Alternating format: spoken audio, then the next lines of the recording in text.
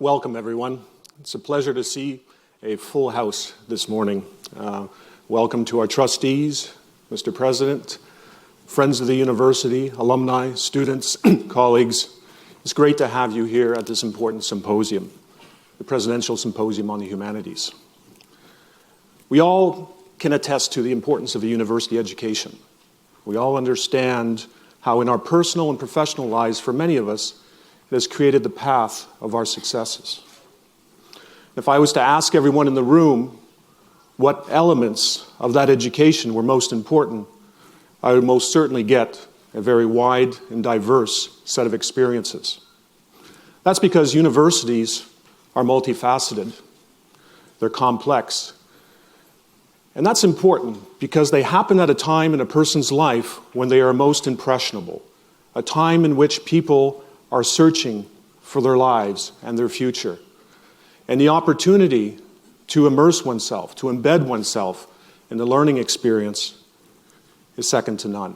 And those universities who capture that opportunity, who capitalize on that opportunity, are the ones that are fortunate enough to develop worldwide reputations. And I think that's true of AUB. We all understand the impact that it's had on this region and on this part of the world. I know personally my own liberal arts education and the study of the history of statistics and science generally paved the way for my initial career in scholarship and led me to business school and where I am now. The idea of the role of the humanities in an education is not new. You use a modern search tool such as Google and enter in the role of the humanities or the liberal arts, and you will find reams of opinions and discussions occurring at universities around the world, debating on the future and the impact of the humanities. I think we have very clear evidence that the humanities and the liberal arts have a major impact on this part of the world that's coming from AUB. The question we now have, and we're going to be proposing today as part of this panel, is the future of the humanities and, of course, the liberal arts in our education, because it does play a role. There is no accident that they've asked the dean of the business school to stand up here and talk about the humanities and introduce us to it. That's because I am a firm believer, as are some of my other professional colleagues that will be speaking today throughout this morning, that the humanities form the core of any education. In fact, they form the core of our disciplines. My discipline, our professional disciplines, would not exist today if they didn't form themselves from the very core of inquiry that humanities and the liberal arts are based on. So the humanities, as we'll hear today, runs deep in everything we do in life, in both our personal and professional worlds. I'm going to now turn over the morning to a number of moderators and panelists. There are going to be two panels this morning. One panel with two MCs. Not sure, I'm the MC. You told me not to make that mistake. Two moderators and the panelist. And we will then take a break, and there will be a second panel with its own moderators and discussion. I will let Lina Daouk, Doyle Avant, oh, you're over there, split up, make the introductions of the topic area and, of course, your panelists. Welcome again, and have a great morning with us.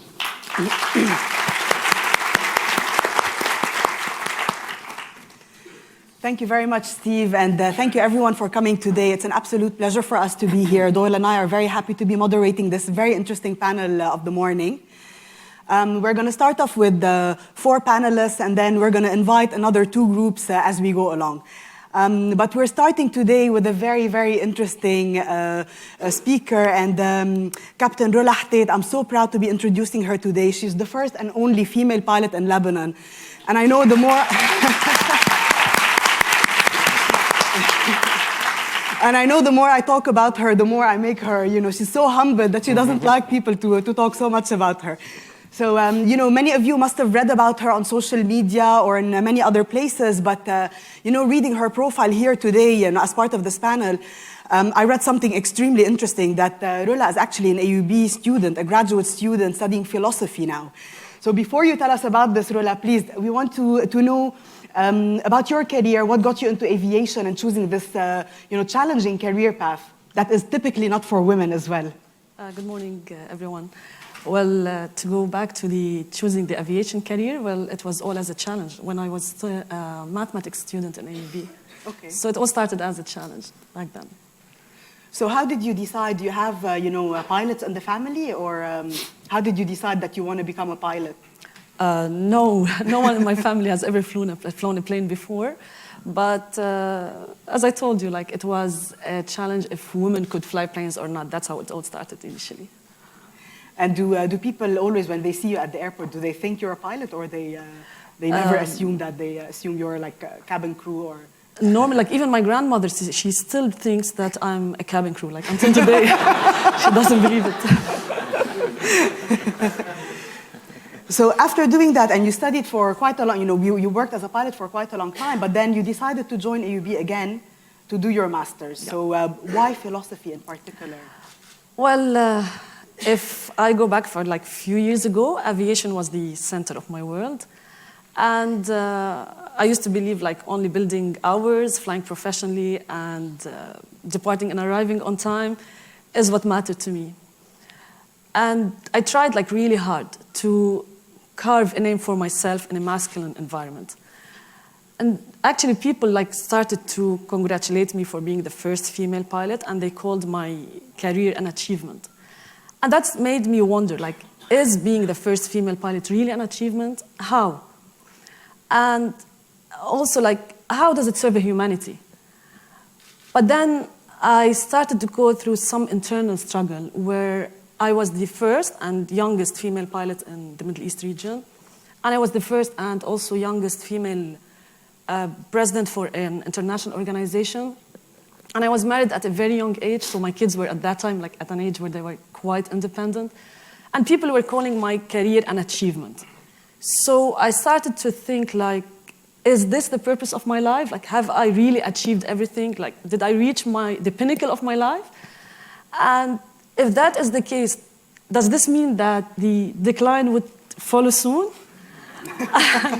And that really terrified me, until one day, on one of my flights, I had an AUB employee as a passenger on the flight. And he asked to pay me a visit into the cockpit.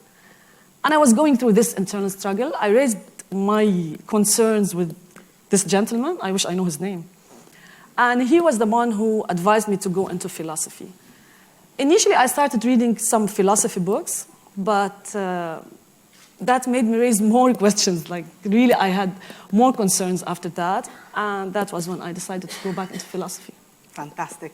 And having done that and being a student now, and did you start this year? No, I've been studying for 3 years. Is it 3 years on a part-time basis? Yes. Okay, so how has it been? Has it changed, your view of the world and perception? How has it impacted people around you? Well, actually, philosophy has really taught me that our dreams and our objectives in life are much bigger. It taught me how to think out of the box. And the important thing is it helped me to relate my career to bigger questions, like what is space, what is time, why are we here? And what is the relationship between language and reality? During every flight, I get to meet people who speak different languages. So what is meaning? So it really helped me to have bigger dreams and bigger objectives. Is wonderful. So inspiring. And for the person who Rula met on the plane, if you are in the audience or you're going to see this later, please get in touch with her and probably with Bana as well. Thank you very much, Rula. Thank you. Terrific. Listening to your story makes me think that you're going from flying planes to flying with your mind, which you may not be the first woman in Lebanon to do that, but it's very important for all of us that you fly. Thank you. So that's good. And speaking of flying, over the winter break, I had the fortune of traveling in Morocco, and I was sitting having breakfast on this rooftop, and there was this beautiful bird pecking away at my croissant, and then it kind of flew to the next table and looked around, and it flew up to the roof, and for no particular reason flew down, into the courtyard and up and then back to the croissant. And I was doing emails related to the symposium, and I thought, that's the humanities. You don't fly straight like that. You go this way and that way and around, and you look at all these things from many different angles, then you have another bite of your croissant and move on to the next thing. So, moving to our next thing, our next panelist is sitting at the bar stool right next to me. Dr. Bana Bashour is the chair of the Department of Philosophy. And one of the most important philosophical questions that she is wrestling with might be one that you'll find a bit surprising. Is the study of philosophy a completely irrelevant and frivolous way to spend one's valuable time? So, Bana, what's the verdict? Okay, so that's why, I mean, teaching philosophy in the 21st century is really challenging because most people think that it's really irrelevant to their daily lives. So they think that it's irrelevant to daily lives, and this is why they think that it's something that involves armchair speculation of the most inconsequential type. And that's why the only time we use the term philosophy colloquially is to say things like خلاص بقى حاجة تتفلسف. So in a technologically advanced world where our concerns are very practical, the image of Socrates in a toga going around asking about various definitions of virtue and justice seem of relevance only to those who are curious about historical trivia and are interested in engaging in this hobby. And since this is a legitimate concern, I'm hoping to convince you today that it's really not warranted and it can easily be addressed. Philosophy, I think, and I think many of you may agree here, it gives you the tools for tackling any question, big or small. And so it is important for your daily lives. But I think more importantly and more fundamentally, philosophy allows us to understand ourselves, the world, what we value, and find meaning in our lives. So that's why, for me, philosophy is the most thrilling and exciting thing I had ever discovered. And this is why every time I teach new students, and we teach about 700 per semester, so not few, I get really excited to show them this wonderful thing that completely changed my life. And sometimes it changes theirs as well, and that's really, really exciting. But if I sit here and tell you this, then I'm not doing it any justice or you any favors. It'd be like telling you, look, this is the most sublime ice cream I've ever had, and then not offering you any, and that's like the worst thing a Lebanese person can do. So instead, what I'm going to do is I'm going to play the generous Lebanese hostess, and while making my case that philosophy is relevant, I'm going to try to expose you to some philosophy. So I'll start with one of the basic questions that all of us ask, and we associate it with philosophy, and that's, how can I be happy? And of course, you don't have to be a philosopher or a philosophy student to ask this question. So how can I be happy? Well, one thing that philosophers have told us is that if you aim at happiness, you're not going to get it. And this is known as the hedonist paradox. So I'll try to illustrate with a simple example. Imagine going on a holiday, like you were. You're on vacation, and you say, look, what I want to do in this vacation is I want to enjoy myself. I don't want to waste time with going to museums, seeing the sights, hanging out with my friends, going to the beach. I don't want to do all of that. I just want to enjoy myself. So now, here's a secret I shouldn't have to tell you. You won't. You'll have a miserable time. And that's because it's precisely those things that you enjoy, these things that you value, that make you enjoy it. If you aim only at enjoyment, you're not going to get it. And similarly in life, if your purpose is to have happiness, if that's your goal, then you're just not going to get it. Instead, what you should do is you should focus on things that give you meaning. And that, in turn, is going to actually make you happy. So this is, of course, this is a very sketchy presentation, but we don't have time to go into the details. So what's interesting is where this logic takes us, and it's really interesting that contemporary empirical research very recently has shown that to be the case, that people report to be happier when they aim at meaning rather than when they actually aim at happiness. So the question then becomes, well, how do you find meaning in your life? That's another cliche philosophical question. And the answer is actually both simple and illuminating. What you need to do is you need to recognize what it is that you value, and then ask yourself, is it something that's worth valuing? And to illustrate, I'm going to give you two examples. One of things that I don't think are valuable, and one of things that I do think are valuable. So one of my most disturbing experiences as a philosophy professor was when I was teaching an ethics class, and I asked my students, okay, so we were having a discussion like this, what do you guys value? And they said, money. And I explained to them, money is important, but it's something that's of instrumental value. It's the thing that can get you what it is that you value. It doesn't have value in and of itself. So what is it that you want it to get you? They looked at me very confused, and then one of them confidently answered, power. And I said, well, that works exactly the same way. Is there anything else that you value? And they just couldn't think beyond that. That was a very sad moment. But on a more positive note, one of the things that I think, a character trait that I think is extremely valuable is the character trait of curiosity. So anyone who values knowledge for its own sake thinks that it's important to have this character trait, to be curious. So the question then becomes, well, should we value knowledge for its own sake? And I'm sure most of you here think, yes, but let's humor those who don't, right? Someone who's very practically oriented, and very professionally oriented, that person doesn't think that knowledge for its own sake, it's only instrumental. Here I'll answer it by saying, look, what distinguishes us from animals is that animals only use knowledge to get to their practical concerns, to sustain themselves, to orient themselves in the world. But we're different because we get pleasure out of knowledge. These intellectual endeavors, we're cognitively very different. We're sophisticated. We get this pleasure out of just knowing things for their own sake. That's why we love reading a good book, watching a great movie, looking at a good piece of art, and even sometimes just solving a fantastic mathematical formula. We enjoy these things, and the more illuminating, the better, right? And so I hope that these couple of short comments have convinced you a little bit of why we value knowledge for its own sake, and really, none of you would be here at an institution for higher learning if you didn't. And if you are here, then you should think about that. So hopefully, in this short discussion, I've convinced you that philosophy is valuable because it gives us this meaning to life, but it also gives us this critical thinking skills that I've demonstrated, and those can be applied to these very important questions. How can I be happy? To the most trivial things. Harry Frankfurt, a famous philosopher, recently published a book distinguishing between lying and bullshitting. And, we do things like that sometimes. So, but do me a solid. Next time someone tells you, ما تتفلسف, tell them it helps you live a good life. Thanks.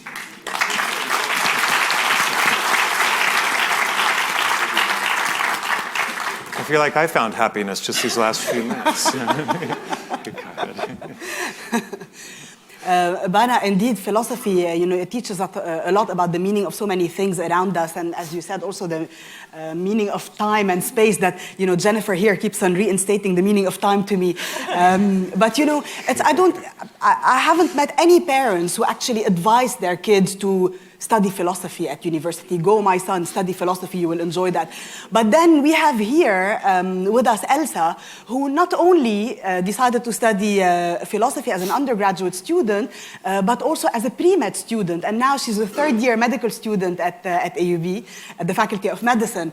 So has it always been your plan to study philosophy and then do this very interesting and unique shift to, No, not setting at all, a new actually. trend? No. I first was a biology student when I came to AUB, and my goal was mainly to get into medical school. I had no intention to go into philosophy, but as a requirement in order to graduate, I had to take like 2 to 4 humanities. And I took one civilization studies class in my second semester, and it was enough for me to be completely seduced. I was sold. And my parents, actually, they weren't that thrilled about it because they thought I would just go with philosophy. Yeah. But I transferred and I still went into med school as was planned. And the reason why I transferred is because in a class in humanities, it's a very different strategy of learning. Like instead of being on the other side of an auditorium where you receive information and you receive knowledge, passively, in a humanities class, you're actually actively involved in the thinking and even like creating, sharing thoughts, and you're part of the learning process. So I was seduced, and I'm really happy I got my BA in philosophy, actually. Wow, that's fantastic. And do you think that you benefited from the courses that you've taken? Has they benefited your medical education? Are they helping you today? Yeah, they surely did. And that's exactly what's nice about humanities, because no matter where you go, they will help you. We tend, especially here in Lebanon, to classify like humanities on one hand and maybe business, science, or medicine on another hand as mutually exclusive fields of studies. Like you either go into one or the other. You either have a head for business or you have a head for literature, let's say. But it's really not the case. And apart from creating opportunities on their own, the humanities have actually historically always been flavoring all the other educational fields in a way. Because if personally, if I look back at my 3 undergraduate years, I grew more than I ever did. Like in these 3 years, I grew more than I had in 10 years maybe. Wow, just that's by, amazing. yeah. So do you feel like studying philosophy has had an impact on you personally Yeah. and perhaps you as a future physician Yeah, as well? of course it did. And as a matter of fact, the medicine and philosophy are actually connected, and the medical school curriculum includes today like mandatory courses in literature, art, and ethics, because every student should be exposed to these and learn about the expansive range of human emotions and affect and aspirations. And other than this, it personally helped me like actually I put philosophy as part of my identity, and more so than a white coat will ever be, because even I go to a UBMC, which is definitely... Watch out not to upset the doctors in the... No, not at all. I was going to say, which is actually the best university, the best medical college in the Middle East, and a very well-established college worldwide. And it will, with no doubt, make me the best doctor I could dream to be. But it is actually my BA in philosophy that made me a better person. Like, it changed me as me. Like, it made me better. And because this is what matters at the end for me. And ultimately, it's through humanistic studies that you learn how to deal with the complexity of the human experience and to make sense out of your life and goals. And because you can be great at doing business or you can be great at diagnosing patients, but at the end of the day, if you lack insight into human culture, or if you lack empathy towards your patients, your employees, and even if you lack integrity or you don't have a moral compass, personally, I still think you have a very long way to go to be successful. And as Professor Bana said, it's not about what you have materialistically. It's not about the goods you have personally. And I have only my philosophy BA to thank for teaching me the distinction.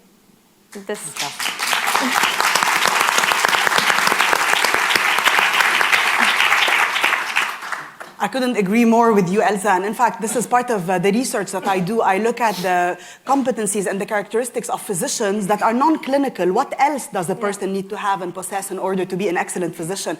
And something that I'm really loving about this symposium is that I already have like 3-4 connections for future research that I'm going to be doing with some of the panelists here. Thank you very much, Elsa. Thank you. Terrific. So now I'd like to introduce Mahmoud Yunus. Mahmoud started out as a biology major at NDU, but then had changed life paths a bit and went on to earn an MA in philosophy from AUB in 2016. So I was wondering if you could tell us a little bit about the road that led you from neuroscience to philosophy and some of the surprises and rewards of that journey. And also, was the move between those two fields really a change in path at all? Thank you, Don. I think Elsa made much by way of giving an answer to this. I don't think there is a discrepancy or, distinctions achieve something for us, but they presuppose a certain continuity. I don't think that neuroscience, biology, philosophy are that desperate. Of course, to keep them in different compartments is useful, but we have to be aware that these compartments are part of the same house. In 2005, when I was doing my first master's degree in neuroscience in Germany, there was a very, very important book by probably the most celebrated neuroscientist at the time, Michael Gazzaniga, The Moral Brain. And it's really it's completely amateurish. And it claims to be giving us arguments from neuroscience to solve moral dilemmas, but neuroscience is there only to intimidate.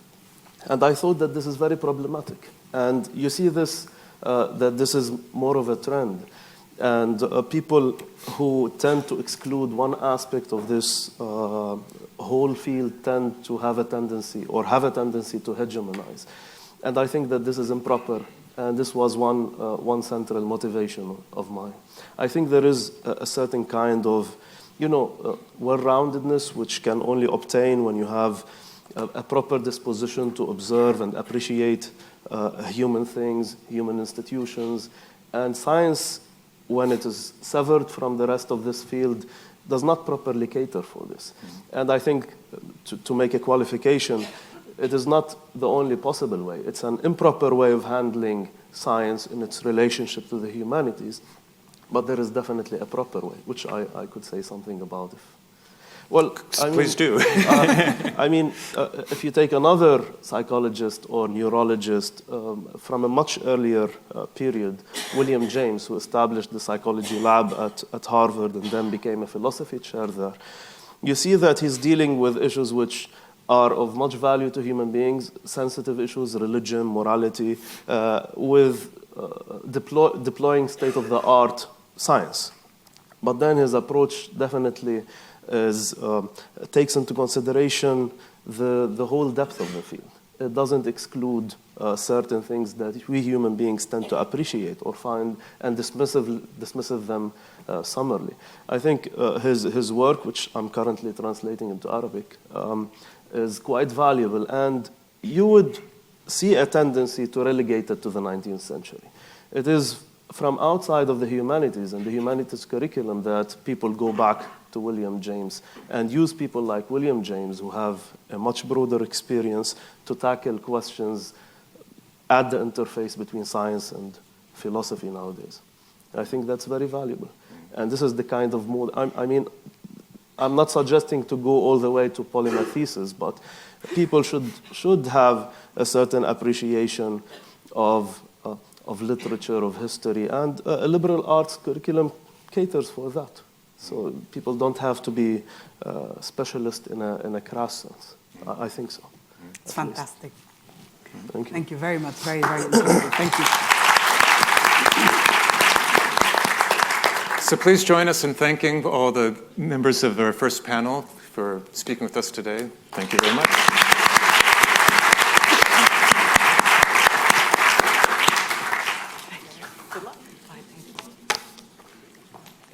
Thank you. Thanks a lot.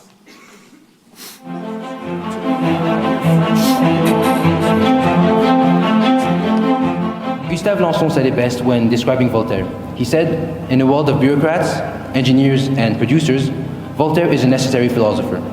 The exact same phrase can be applied here. In a world of doctors, plastic surgeons, and civil engineers, curiosity is the necessary agitator. The world we have today was not built on the ideas of one or even two fields. It was the beautiful, accidental, and sometimes even weird synthesis of completely unrelated schools of thought. It was the brainchild of curious, fertile minds. It is those kinds of minds that bring about drastic and lasting changes, because it takes that kind of person to bring about change.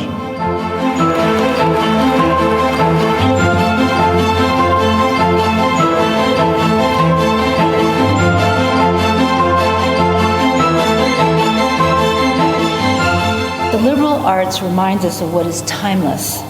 Our connections to each other are most strongly expressed in prose and in poetry, in music and in dance, in the social sciences of how we relate to each other, and in the natural sciences of discovery and healing. These are the arts and tools which make, if I may paraphrase Howard Bliss, doctors, pharmacists, merchants, preachers, teachers, lawyers, editors, statespeople, poets who are human and can find a humanity in others.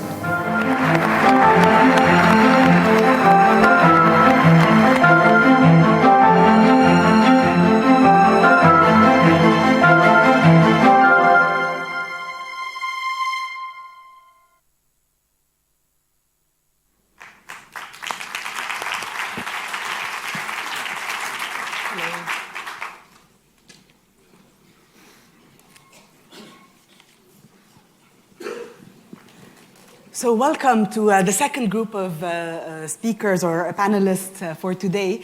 I'm going to start with Maximilian Montey. Welcome and thank you for joining us today.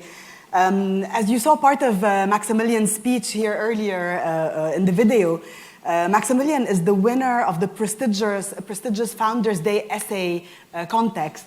And everyone, I've heard so much about him and about his speech before even being invited to the symposium, and I'm very happy to have him here today. Welcome, Maximilian. So please, if we can start by, I heard and from you earlier that you have engineering runs in the family and that you're always destined to become an engineer.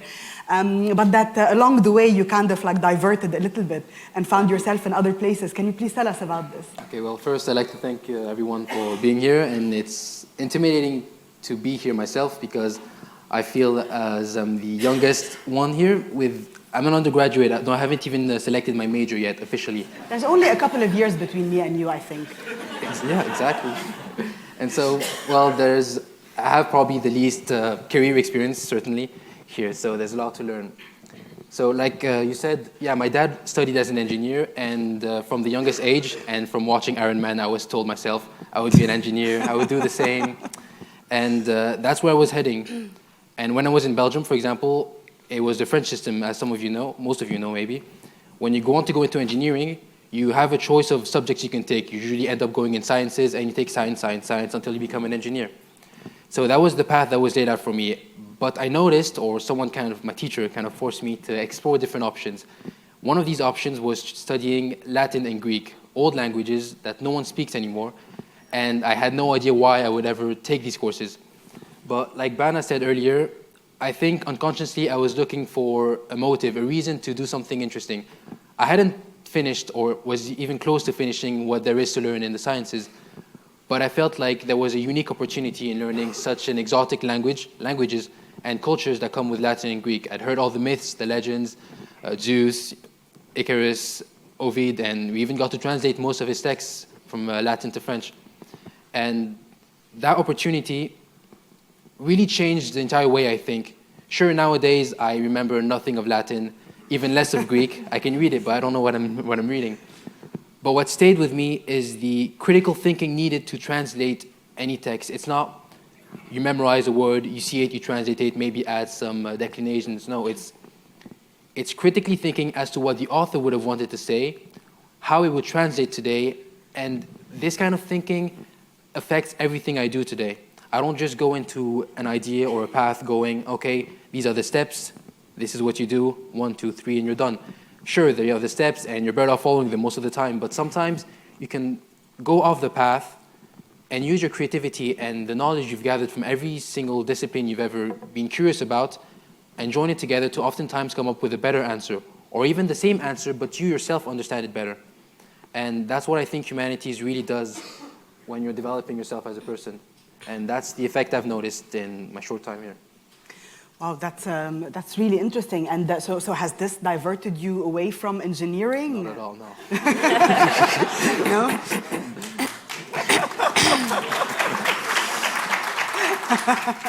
Professor Harajli is happy. I'm still thinking of going into engineering because I believe in today's age we do need to have a technical knowledge of the world. But from our own standpoint, from our own initiative, we also need to be able to step away from the mass, I would say, who going into technical knowledge and trying to find out what else we can learn. There's the entire business world you can learn in class. You can learn by actually starting a business, for example. Then there's maybe the artistic side of things. You can do, public speaking, which I'd say is more artistic. There's graphic design, which I do, which again it's very different, but it all comes together to make a whole person. Not someone with lopsided knowledge, but someone who can engage in any sort of conversation and find any sort of a conversation and person interesting. And that's what I'm going for, I guess. Well, there's also room for you to join the business school. Don't forget that option. So do you think it's going to, the humanities that you've been exposed to and all this experience is going to make you a different or a better engineer in the future? Absolutely, absolutely. Like I said in the speech, I was saying how a doctor might find benefits in learning about Polynesian cultures or something like that. But along those lines, and I still think that's true. And as an engineer, if I learn as much as I can outside of engineering, either it won't help directly if I learn about maybe, I don't know, I really don't know. But if I learn about something completely different, it might not ever help me in engineering directly. But the extra breadth of knowledge might influence the links I'd make between unrelated disciplines. I might consider finding a way to combine two things into one and reach a better solution. And I think that's how humanities really helps me. Excellent. Thank you very much, Maximilian. And I look forward to seeing you, even if you're going to end up only in engineering. I'm pretty sure you're going to be taking some courses in business, and hopefully I'll be seeing you in one of my classes. I'm already looking towards philosophy. I'm actually going to nudge you towards a theater course because I was really knocked out by your speech. And for someone who says that he's nervous and intimidated, you look cool, calm, and collected. So I'm sure that Sahara Saf will be very happy to have you in one of her classes. Excuse me. Now, I'm very happy to introduce a friend and colleague, the chair of the Department of English, Sonia Maharatasi.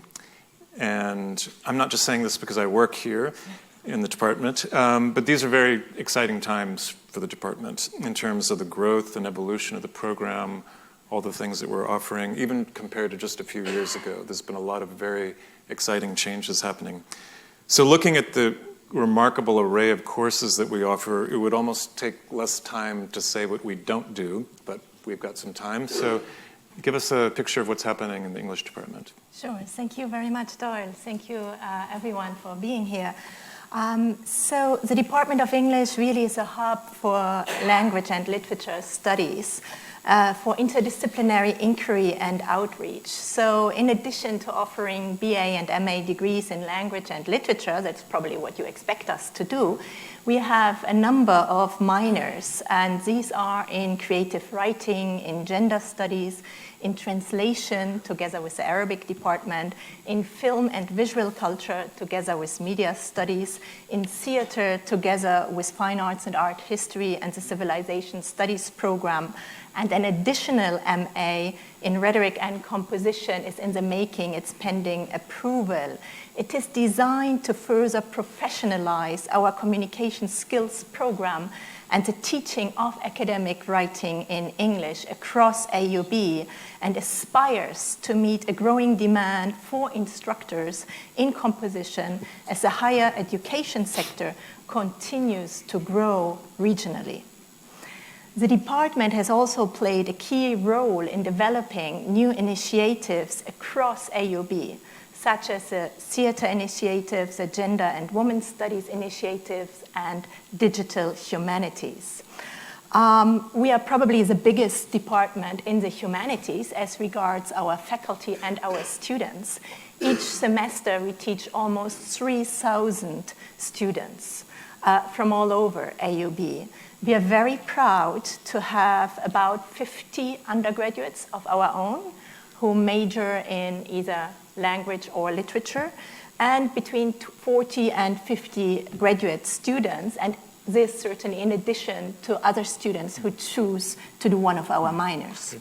So the conventional thinking in Lebanon and in America as well is that you'd have to be crazy to major in English because it pretty much guarantees you a long career of being overworked, underpaid, and underappreciated. So does that pretty much describe the life waiting for or English majors once they graduate? Not for our graduates. So our graduates, so some of our students, they continue their studies at top universities abroad. We just started together with the English Student Society an alumni speaker series. And the first speaker, she's now an assistant professor at the University of Chicago. So they get scholarships, but to finish, to do their PhDs abroad, but they also really get into very good positions, right, in academia. Others pursue careers in the educational and cultural sectors, in publishing, in management, in marketing, in a lot of different fields. What makes English majors valuable to their employers is their ability to use language, their critical thinking, their powers of research, analysis, and argument, and their wide knowledge of culture. It's important to point out that the Department of English relates to global Englishes, so from global Shakespeare to African literature and Hindi film. Yes, we do all that. And it's enriched by the multilingual background of our international faculty and students. Our literature program includes a growing comparative world literature component that draws on AUB's unique location and looks in all directions, so west, east, north, south. The department offers a window to the world and opens new horizons, grounded in language and literature studies. Literature understood as the most heightened example we have of words in action, as Edward Said says in The Return to Philology. As such, the Department of English, and I think the humanities broadly, cannot be excluded from disciplines that impinge on life or death issues. Terrific. No, it's great. It's very exciting what's going on. It's doing a lot of different things, but there does seem to be a logic that pulls it all together into an integrated piece. So great. Thank you. Thank you. So Doyle, thank you, Sonia. And Doyle, we don't need to go very far to see how well the graduates of the English department are doing. We have a graduate here who has a BA and a master's degree from the English department, and who has a foot in academia and in publishing as well. So please tell us, is your life as miserable as Doyle described it would be? Well, thanks, Lina. Actually, I'll start back from the beginning. My life was a little bit miserable at one point because, as most Lebanese students know, your final year of high school is a bit difficult, especially if you have any desire to pursue knowledge or a career in a non-technical field like I had. And I came from a very quintessential family of engineers and lawyers and bankers and pharmacists. And I was in a myself in high school, but then when I was persistent and I decided to go on for the BA in English, and I think I didn't know it at the time, but I was interested in the question of what makes you a better human than a specialized technician in any field or other. And then when I decided to continue my MA at AUB at the same institution, some people said I was committing career suicide, but I knew that I wanted to be part of the transformation that was going on in our department under Sonia, and especially because our MA program allows you the freedom to really specialize further in an area of study. And you do that through tutorials, which I recommend our graduate students to do if they have the chance, and to ask questions and pursue that line of thought further. And so, no, I think now where I am, I'm very, very not miserable. It's good. So you're a part-time instructor in the English department. You teach English here at AUB, but you're the editor of Turning Point. Right. Can you please tell us a little bit about your work there? Definitely. So for me, I wanted to have one foot in the commercial world and one in academia because Turning Point for me was an access point really to maybe have this conversation, which is what the humanities is all about, I think. In one word, it's about having conversations to actually bring more and more people in from the external world, from everyday life, into this conversation that we're having. And so one of the things that we're doing right now at Turning Point is putting together an anthology of Arab women's writing about what it means to be an Arab woman in the 21st century. And I think that without having that sort of grounding in the humanities, I would not have been able to realize that position of power that I have at Turning Point, or being able to do that. And so that kind of grew organically out of my humanities education. But on the flip side, I think also academically, being part of the humanities allowed me to enter into conversations across culture, like, for example, being part of the Institute for World Literature. It made me realize that scholars and humanists around the world are talking about this crisis that we're facing in the humanities, but I think that it's not exclusive to the humanities. Everyone in every single professional or technical field is in crisis, but there's room for conversation, and I think that's really what's going to salvage us as human beings in the long run. You're right.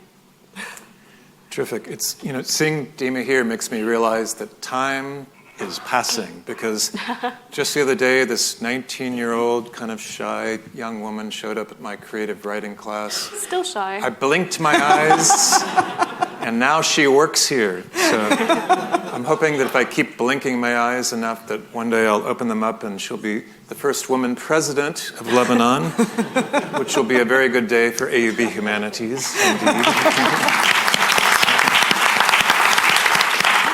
So, on that note, please join me in thanking us. In helping. Sorry. Wait.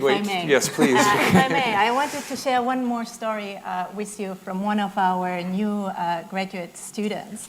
So this is a graduate student who's a judge, and now she chose to do an MA in literature. So she was in my 301, which is the introduction to our graduate program, and was looking for, a research topic, something, that she could focus on, more in the long run. And then I asked her, so you're a judge, why don't you do something on literature and law?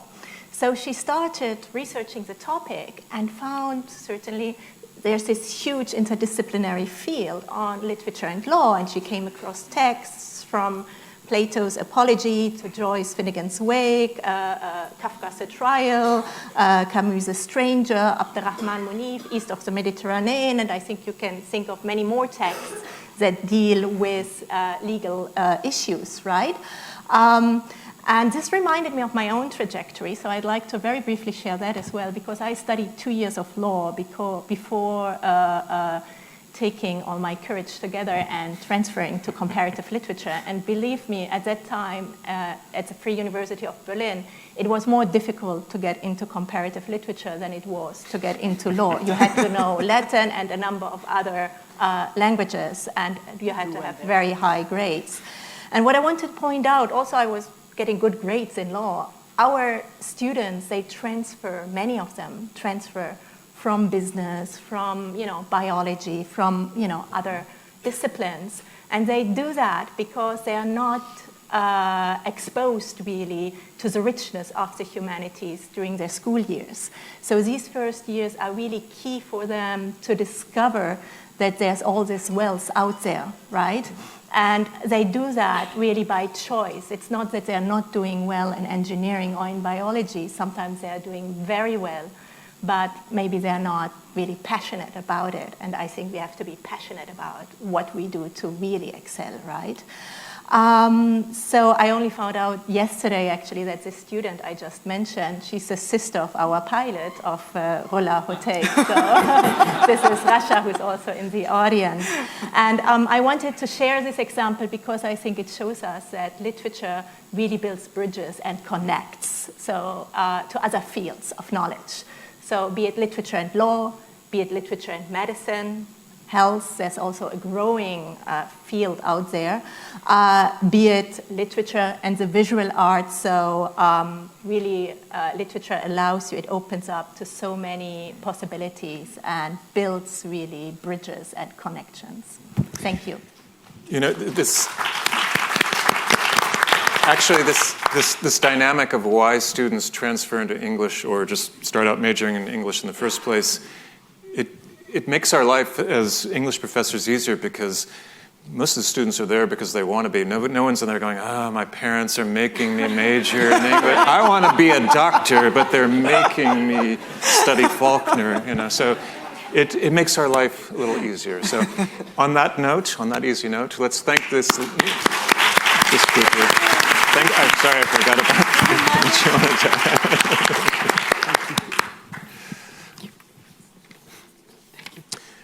Great. For our last but not least group of the morning, we're going to start with Mario Hoat.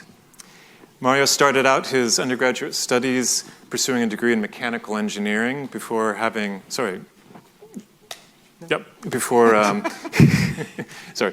Mario started out his undergraduate career pursuing a degree in mechanical engineering before having a change of heart and transferring to English, where he just earned his BA in December. So he's been out in the world for all of 27 or 28 days and doing fine. So Mario, tell us about how you came to your senses and came to English. And if you could answer the one question that will be on everyone's mind, did your parents go through the roof when you told them you were changing majors? Thank you for having me. First of all, as you can imagine, this change of heart made for some very awkward conversation at the dinner table, first from my parents, then from my extended family, then from acquaintances, and it keeps rippling on. But I couldn't be more satisfied with my decision. So at first, I was also, like many young, dashing Lebanese boys, I was predestined to be an engineer. And I enrolled in the engineering program, and I actually spent 2 years in it. But I'm also a musician, and I worked in the visual arts and special effects, and I worked in a lot of different creative fields. And I was convinced that this is the way it should be. You should pursue a very serious professional career, and then you would have your trivial stuff on the side. But honestly, I wasn't satisfied with this separation. And I started picking some courses to quell this existential thirst and you're supposed to be miserable.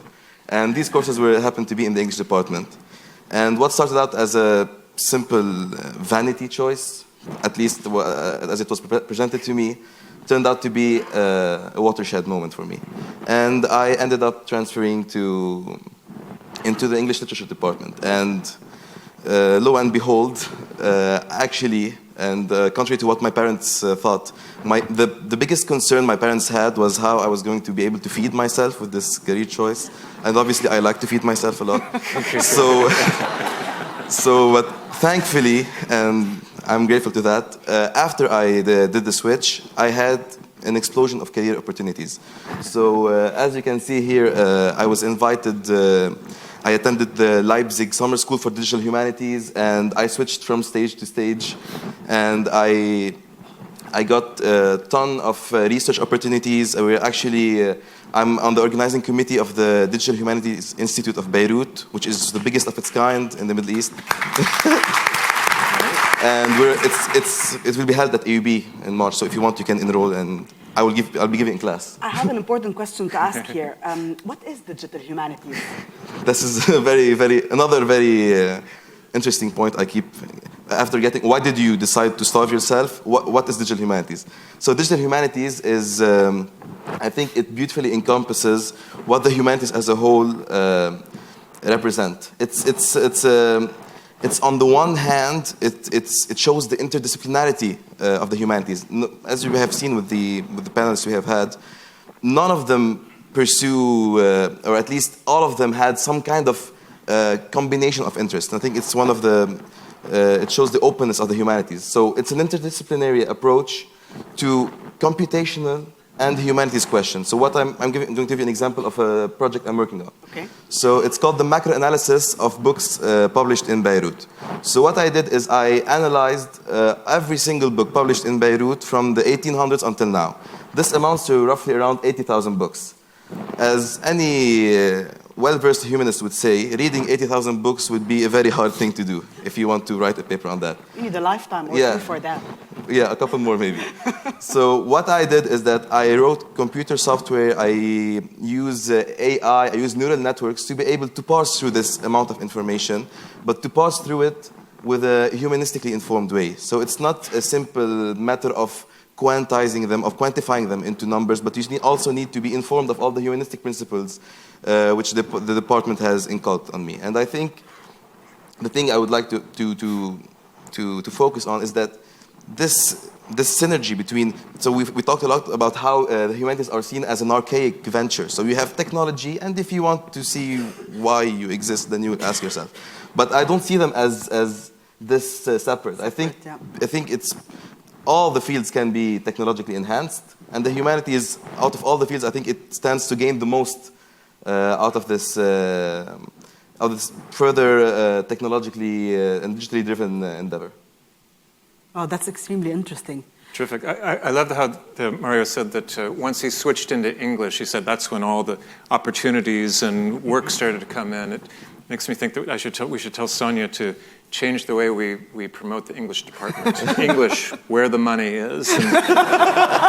And maybe in future generations, Lebanese parents will force their kids to major in English. So great. Thank you, Mario. Terrific. Thank you.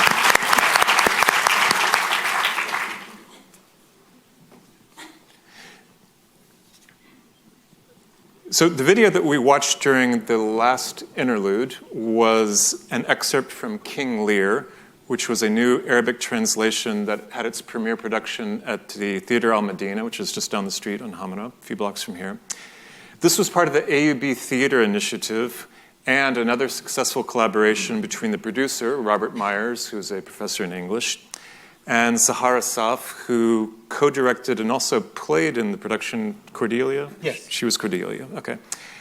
Sahar, and also this is yet another sort of very positive collaboration, between people in the English department and in fine arts, which is, a sign that in the humanities, it's these departments are not just islands existing, that there's work happening between them, between fine arts and media studies, between English and media studies. So this is a very positive development that's been happening in the last few years at AUB. Sahar heads up, by the way, Sahar is also the Wizard of Oz behind everything that you're seeing today, so thank you for that. Sahar heads up the theater program in the Department of Fine Arts and Art History, which for me is one of the most dynamic and exciting departments at AUB today. And it just so happens that the Chair of Fine Arts and Art History and the head of AUB Music, Dr. Thomas Kim, has joined me at the round table. So how is it as a musician to be chair of the Department of Fine Arts and Art History? Well, Fine Arts and Art History has both studio art, art history, as well as music and theater. And it is a joy to be in this department. I'm inspired every day by my colleagues. Like other humanities programs, we participate in and organize conferences and symposia. We write scholarly articles and books. We do innovative research. But we also conduct concerts, we direct plays, we curate exhibitions, and we produce works of art that are well received around the world. This last year, Frieze magazine, called the Arab Nude Exhibition, co-curated by our Octavian Echenieu, quote, "One of the most important shows of modern art I have ever seen in the Middle East." And this is Frieze magazine, for those of you who don't know, is one of the most respected journals in modern art. The New York Times, who I'm sure you all know, said that this recent performance, that the AUB Choir and Choral Society, quote, "sing with enthusiasm and disciplined energy," and they called this performance a downright dandy. Which is lovely. I'm very pleased with these. But yeah, it's nice to get those adjectives from the New York Times to throw in your CV. But more importantly than getting good reviews is that we are doing work at a very high level, all of our faculty, which translates to our teaching, because all of these activities, both creative as well as scholarly, they're based on the principle that art describes, defines, and deepens human experience. We believe that the study of art, theater, and music is fundamental in the study of the liberal arts. We're constantly striving to improve our curriculum. Over the last several years, we completely revised the undergraduate majors in studio art and art history. We are on the cusp of inaugurating a new master's program in art history and curatorship, the first of its kind in the Middle East. We're also developing plans for new majors in music and theater. Once launched, these will be the only such majors within a liberal arts context in the region.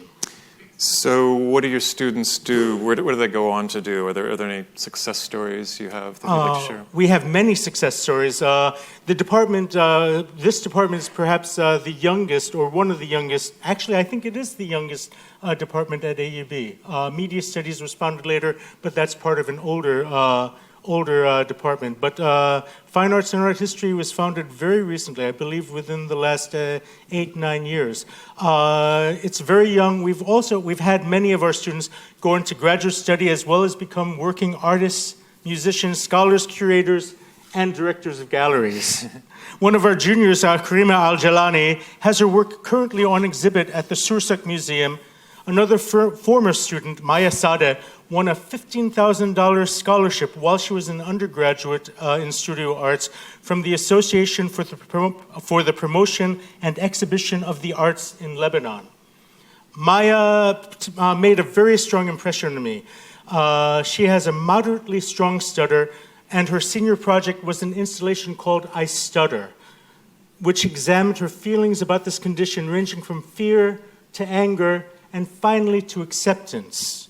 I was thoroughly moved by this work. Not only was I able to see stuttering from a totally different perspective, I was able to personalize it, to relate it to many different experiences that me, my family, and my friends have gone through. This is one of the beauties of arts, its ability to bring greater understanding to each other.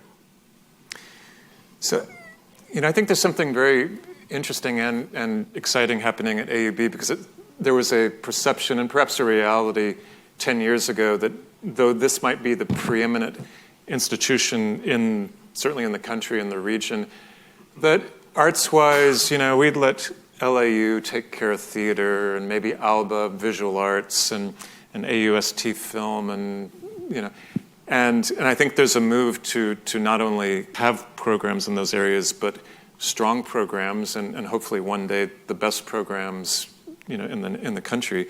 And President Khoury has spoken on several occasions about his support for music, theater, and the visual arts here at AUB.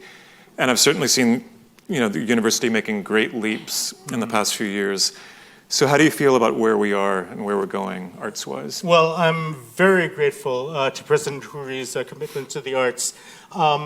I think that we are, like I said, we are on the cusp of launching our new master's program, and new programs are in the works. Art programs are not inexpensive, and to have the support from the administration is particularly crucial as we continue to evolve and expand over the coming years. So, as someone who teaches creative writing and film production, one of the reasons I find FAH so compelling is that not only are you teaching humanities, but you're also making the humanities. You're teaching and creating a new generation of Lebanese music, art, and theater. So all of which is happening within a liberal arts context here. And I was wondering if you could say a little bit about how this is different from the training one would get at a traditional, more specialized arts institute. Yeah, this is very important. You mentioned LAU. LAU is a comprehensive university, which many think, which has a large liberal arts component, but their arts major is not part of the liberal arts component. It's a Bachelor of Fine Art. It's totally different. Art describes, I said this before, art describes, defines, and deepens human experience. If this is true, then the study of art must be concurrent with the study of the human experience. For the artist to have, to be able to say anything meaningful, he or she must have something to say. This can be philosophical or political. It could be a reflection of a work of literature or a concept in astrophysics. Artists and those who study in art must have a broad-based education that includes many fields. And this also benefits, art within a liberal context, also benefits those who are in other fields who take art as an elective. Art is a non-verbal way of communication. Learning how to create art will give those in other fields the tools to allow for greater communication to a wider audience. It will allow them to, quote, speak and to understand from a totally different point of view. We've already heard many stories of how humanities helps those who are in different fields, how the medical school, through the medical humanities program, is requiring that all medical students study art. I suggest that the act of creating art is ultimately one of the principal ways of creating people who lead fulfilling and productive lives regardless of their profession. Khalas.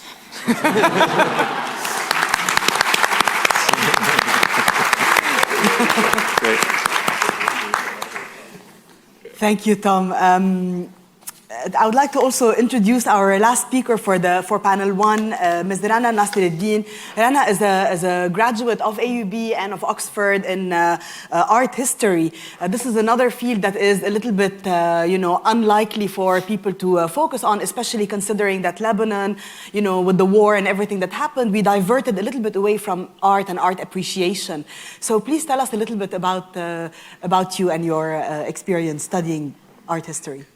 Well, first off, I'd like to address what you said before about Lebanon really needing an art history program, or how art history fits within the general context of whatever events happened in the country. Now, art and architecture have always been one of the main markers of the success of a civilization. They serve as a legacy, as a form of self-preservation. So, for example, when we think of Egypt, we think of the pyramids, we think of hieroglyphs. When we think of Italy, we think Sistine Chapel, Duomo, etc. Or in more contemporary sense, when you think of Chicago, you might think of Anish Kapoor's Cloud Gate. They've all become symbols of representing the people, the history, and as a form of national identity. Now, Lebanon is a relatively new country, and we've just started trying to define our national identity through the arts. And we've seen this throughout the Middle East. I mean, there are huge projects going around, a lot of institutions, biennials, museums, art fairs that are spreading out throughout the Middle East. And specifically in Abu Dhabi, for example, we have the Guggenheim and the Louvre opening, as you can see in the second picture here. But the major flaw in such institutions is that the Louvre and Guggenheim, they've already established their museum, collecting, and art historical traditions. And what's going on in Abu Dhabi is that they are importing these traditions and putting it in a completely different context. And this is a flaw that I really hope won't happen in Lebanon. Lebanon has a huge artistic production with artists exhibiting throughout the world, placed in major collections. And we have really amazing grassroots and non-for-profit institutions like Ashkal Alwan, 98 Weeks, Arab Image Foundation, Maqam. But until recently, we don't have a single space for the exhibition of modern art, not a reference, a book, or anything of that sort. So it's at this point that we need art historians more than ever to document, identify, and rationalize what happened in the past, and basically how we got here right now, to study the contemporary art as well. So before we move on to having these museums and modern art museums and that house these artworks, there's that missing step that we have to understand our past, the progression of it. And it's sort of like the role of institutions like AUB to educate future generations on that, as well as giving us the resources to further our research. Because, like I said, we can't understand our past. We can't move on to our future unless we understand our past. Yeah. And, sorry, you had... No, absolutely, I agree with you. And you know, Lebanon is full of very talented people. And in fact, when you're abroad and something big happens, like, for example, the 2006 war, etc., the first, people that you hear from when you're abroad is the artists. You know, whether they're graphic designers, no matter what type of art they specialize in, these are the first people that you start, that they get you to feel the emotions where you are far away. So in your role now as a director of the Sfeir Semler Gallery here, do you see, do you have a plan or like a particular role you wish to play to promote and help those artists in the region?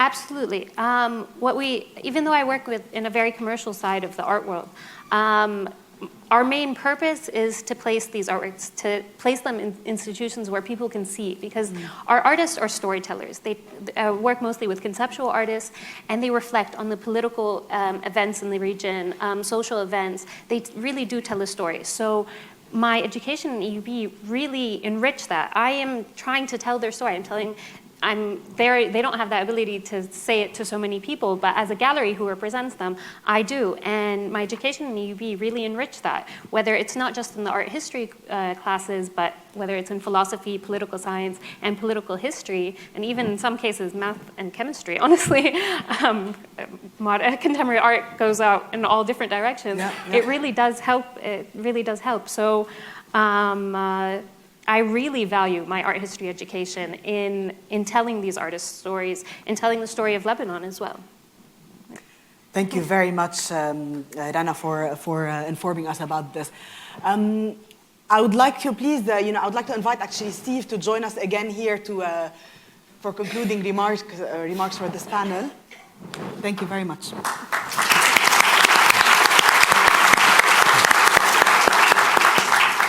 I think we need to thank our moderators and our panelists. They did a wonderful job.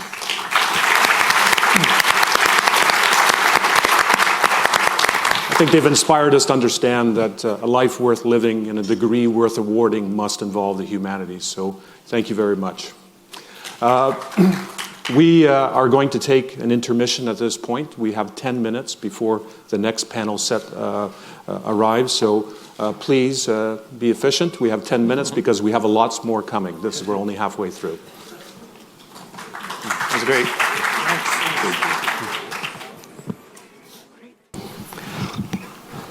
Welcome back. My name is Kamal Badr. I'm a fourth-generation Ayyubite, a physician who also happens to be the custodian of the medical education program at the Faculty of Medicine today, the oldest teaching program in medicine in the region, all of 150 years old as of this year, because the Faculty of Medicine was founded 1 year after the university was founded. So this year we're celebrating our 150th anniversary, and it promises to be just as a momentous a year as the past year has been. So this next session is on the impact of the humanities. And impact is a word that is very dear to us because it is also the title of our new curriculum in the Faculty of Medicine, the Impact Curriculum. A curriculum which has been in design for many years, starting in the days of Dean Cortaz, the help of Dr. Sabra and others. Finally, in our present administration, it came into fruition and became the official curriculum of the medical school in 2013. As you've heard from Elsa, who is a fantastic product of that curriculum, the curriculum includes now several concrete required modules on the art of medicine, on teaching a physician how to be a better perceptor of human nature and a better person, in addition to being a good scientist and understanding disease. Understanding the patient is what makes a good physician good. Understanding signs and symptoms. If you're here in Beirut, the pharmacists prescribe whatever you want for those. So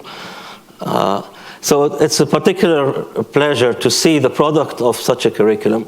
And one of the things that we did also in order to allow individuals like Elsa to be here today is change the admission requirements so that it's no longer your core average in sciences that determines where you rank, but it is how well you did in your own average, whatever in your own major, whatever your major is. And people complained and said, well, now people will start taking easy majors like philosophy, quote unquote, and psychology, and then get into medical school the back door. We said, well, no, these people, if they can do that and pass the science core courses, we want those people. We want a more diverse medical student body than just the top scientists. And as you see, we got them. So today, the panel or this part of the morning, the panel will focus on the impact of the humanities in society. And it gives me a great pleasure to introduce our panel, and particularly to introduce our moderators, Dr. Alain Shhadi, who is the interim dean of the Faculty of Engineering and Architecture, and Dr. Joshua Norton, who is an assistant professor in the Department of Philosophy.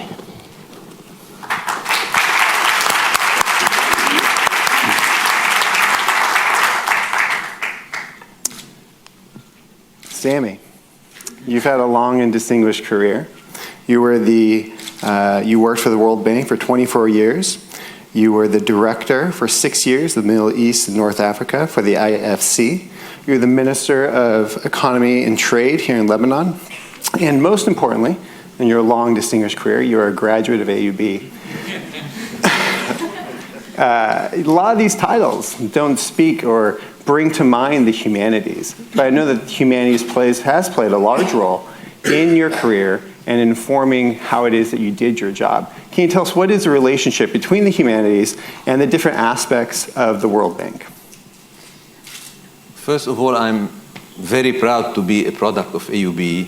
AUB has championed liberal arts education for the past century and a half. And one of the unique things about AUB is that you are really in an international, multicultural, multi-ethnic environment, both on the student body and the faculty. And that makes really AUB a unique place now.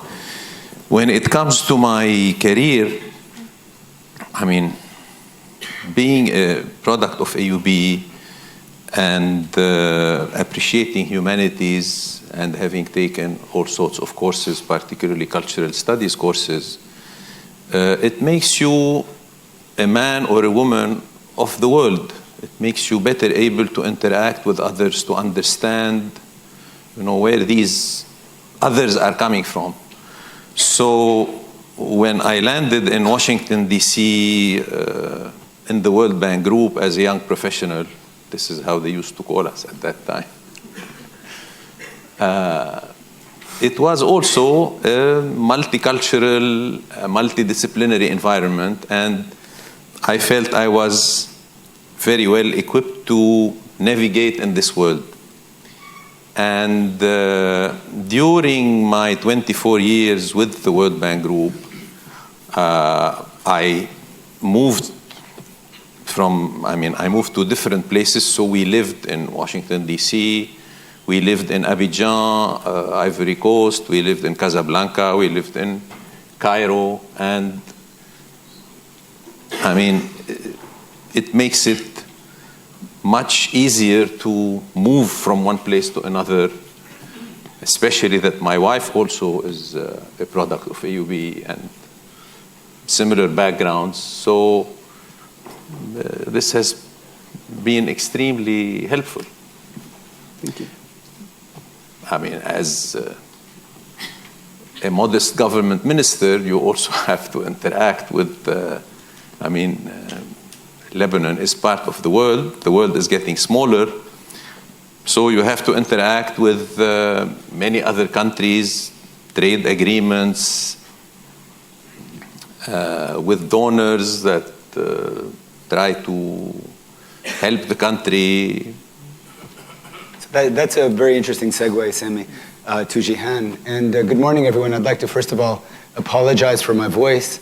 Fadlo last night announced that AUB will be going tobacco-free, so I took the liberty to smoke my last few cigarettes before.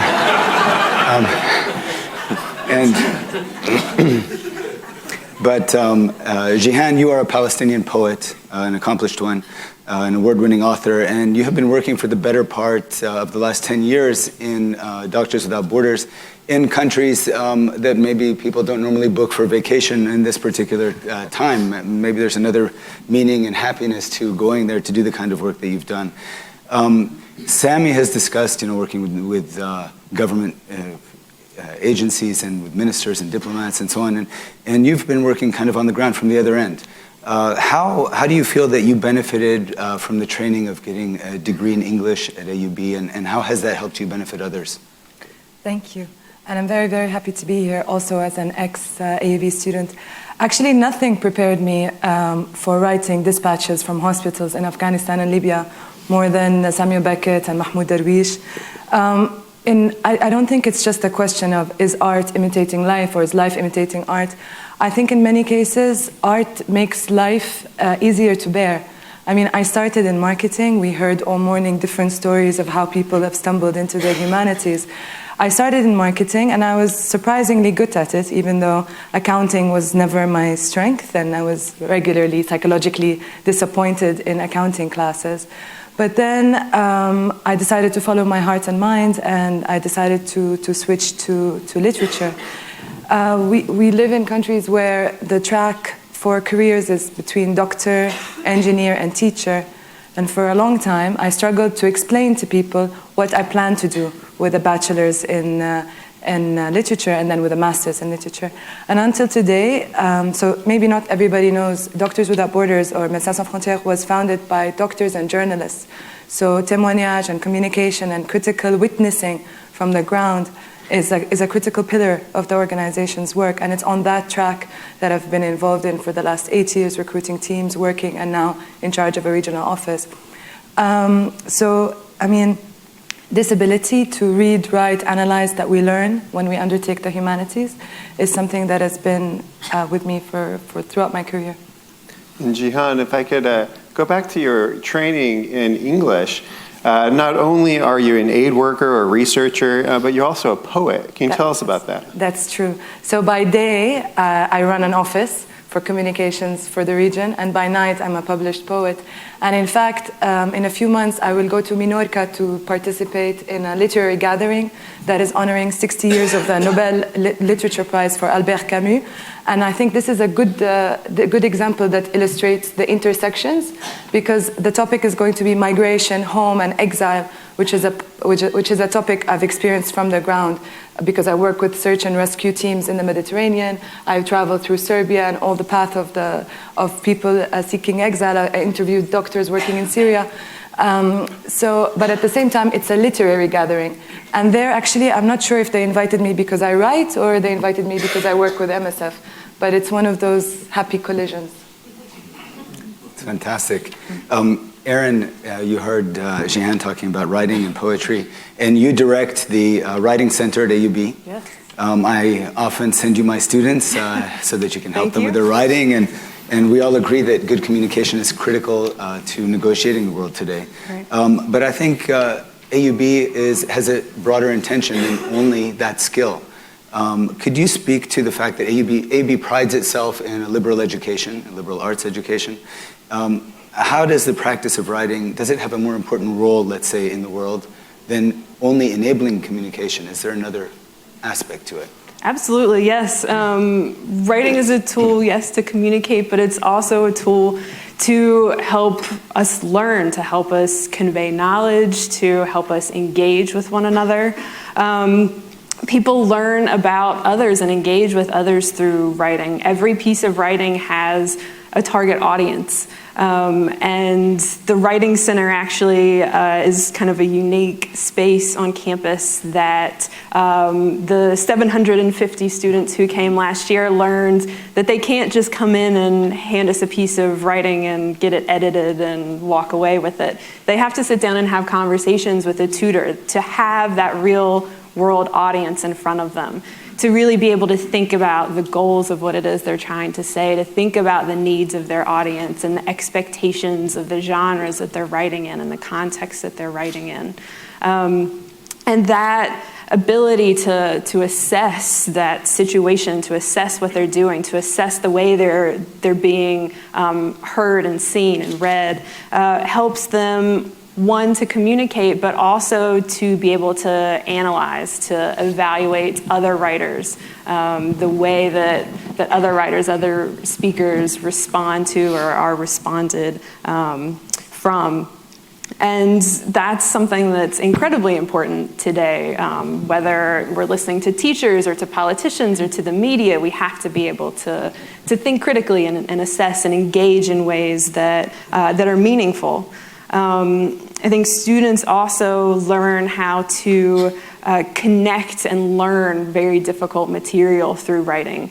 Students often, I've seen, will write 2 and 3 pages where they're just writing in circles and circles and circles, and finally, at the very last paragraph, they have this really smart, fantastic, innovative, unique idea. And it's so exciting. Maybe not so much for the student who then has to go back and rework the whole paper, but it's exciting because they finally grasped something that they were very close to understanding but couldn't quite catch. It helps them really make connections to what it is that they're learning, and that's what we at AUB are really hoping that our students will do. And third, I think writing serves as a way for a writer to examine and reflect on him or herself, their histories, their experiences. I think one of the images maybe that was shown before was one of our tutors. She was holding a sign that says, "So through my writing, I found myself buried in art," which I think is beautiful. And I think she was able, through writing, to be able to create her identity, recognize it, express it in a way that maybe she wouldn't have been able to. And in so doing, she was able to find her voice, to find her niche, which is what, again, we want our students to be able to do, and what I think AUB students even more than students that I've had teaching at other universities in the United States. They really here want to be able to engage. They want to find their voice, to be able to express themselves and become part of the conversation, a meaningful part of society. And so, yes, I think we would all agree that good writing is more than just having a grammatically perfect sentence, thankfully, that it does produce knowledge. It does help us to engage scientists, entrepreneurs, scholars, researchers. The way that knowledge is created and conveyed is through writing. And by reading what they've written, we then can build on that and engage with it and create more knowledge. But so I actually would like to turn the conversation over to Mohammed here, who is one of our Writing Center tutors, and he's also a junior in the history department, and I think he's going to speak some about the way he's created knowledge and found ways to engage here at AUB. Oh, thanks. Well, I believe that the critical thinking and writing skills that I picked up as a history major, have greatly influenced the way I work, not just within my classroom, but also within other opportunities I've had, such as the Writing Center. And it's helped me cultivate the vision the Writing Center has for the AUB community and the community at large. And what I've learned is that history is not just memorizing dates and regurgitating it on paper, which is a common misconception we have here in Lebanon. I believe it's prepared me for so many different roles, maybe as a staff writer or an editor at the student newspaper, or through other opportunities I've had. For example, refugee healthcare research at my summer internship. I never thought that, as a freshman student, that history would be so influential on the way I work and I think. And it's a shame that parents don't understand how resourceful history is, or the humanities in general, how resourceful it is for someone's life and in their workplace. And unfortunately, this does prevent students from pursuing the field that they are most attracted to. And I know, this was my situation at one point, but ultimately I made the right decision, and it's paid off greatly. Thank you. So Mohammed, you found yourself, did you struggle then in making this decision to major in history, and what are the sort of social pressures on you? I know we've heard about this a little bit from some of our earlier panelists, but can you tell us anything about your personal struggle with this? Well, of course, in Lebanon, we have this misconception that, you have to pursue a professional career, in order to survive. But, the humanities in AUB, they just structure, they cultivate me in such a way that I can go and pursue many different fields without having to, major in engineering or business. And, I believe that, AUB does break down barriers when it comes to, debunking these myths about the humanities. And, I can't imagine, going through life without, what I've learned here. Right, and so like your internship this summer, your background in the history, in history helped you to be able to perform well in this internship. Yeah. It gave you the resources. Yeah, and like a field like as healthcare, like I assumed that there were two different things, but like what the humanities do is that they help you blend different things that you thought were like totally, mutually exclusive. Like Wait a minute. What was your internship this summer? At Islam Ferris Institute. Okay. It was refugee policy, and most of my work was on healthcare. But I just blended in flawlessly, and it gave me the history. Gave me the edge I needed at work. Sammy, hearing, coming from a different perspective, we got a young student here who's describing the sort of cultural norms it's hard to choose a major in the humanities. You are on the other side of things. You presumably have children and grandchildren. Can you speak about this norm that's in Lebanon and what your take on that norm is, being on this side of the sort of demographic? Well, most parents in Lebanon attach a great importance to certain fields of study because they believe that these are better, they ensure a better financial future for their children, and most parents would like to see their children go into medicine, engineering, or business. I come from a medical family. There was a lot of pressure on me to pursue medical studies, but I bucked the trend. And when it came to me to listen to what my children wanted to do, I think I did not put pressure on them. And my son studied psychology, and he's a very successful executive producer in a major news organization. He studied fine arts, and she's also doing extremely well here in Lebanon as a freelance photographer. So, yes, there is a lot of pressure from our society, but you can also study other fields in the humanities in general and still be successful professionally and also financially. But I would like to add one thing. In this world that is becoming smaller and smaller and more interconnected, we are seeing, unfortunately, extremism flourish everywhere, in this region in particular and in other places.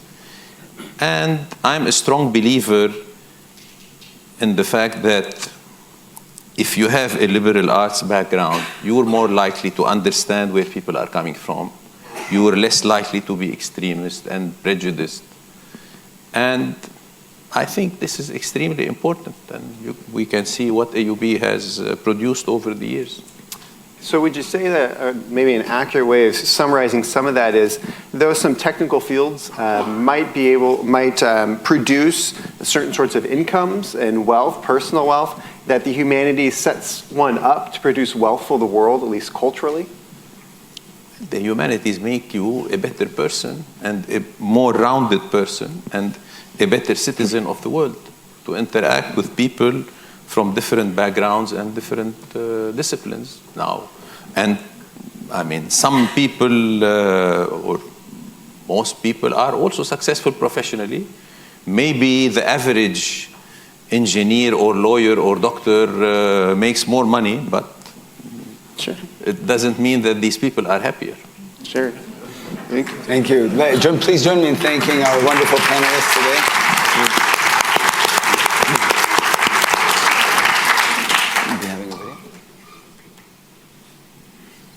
As our next group of panelists come to the stage, I'd just like to call your attention to the video that you just saw.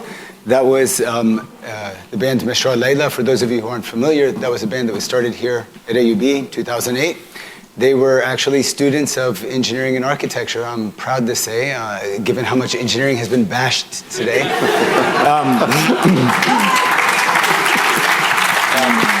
But I would also like to say that our engineering students are firmly ensconced in the liberal education that AUB provides, and that's really what gives us an edge over other engineering programs in the region.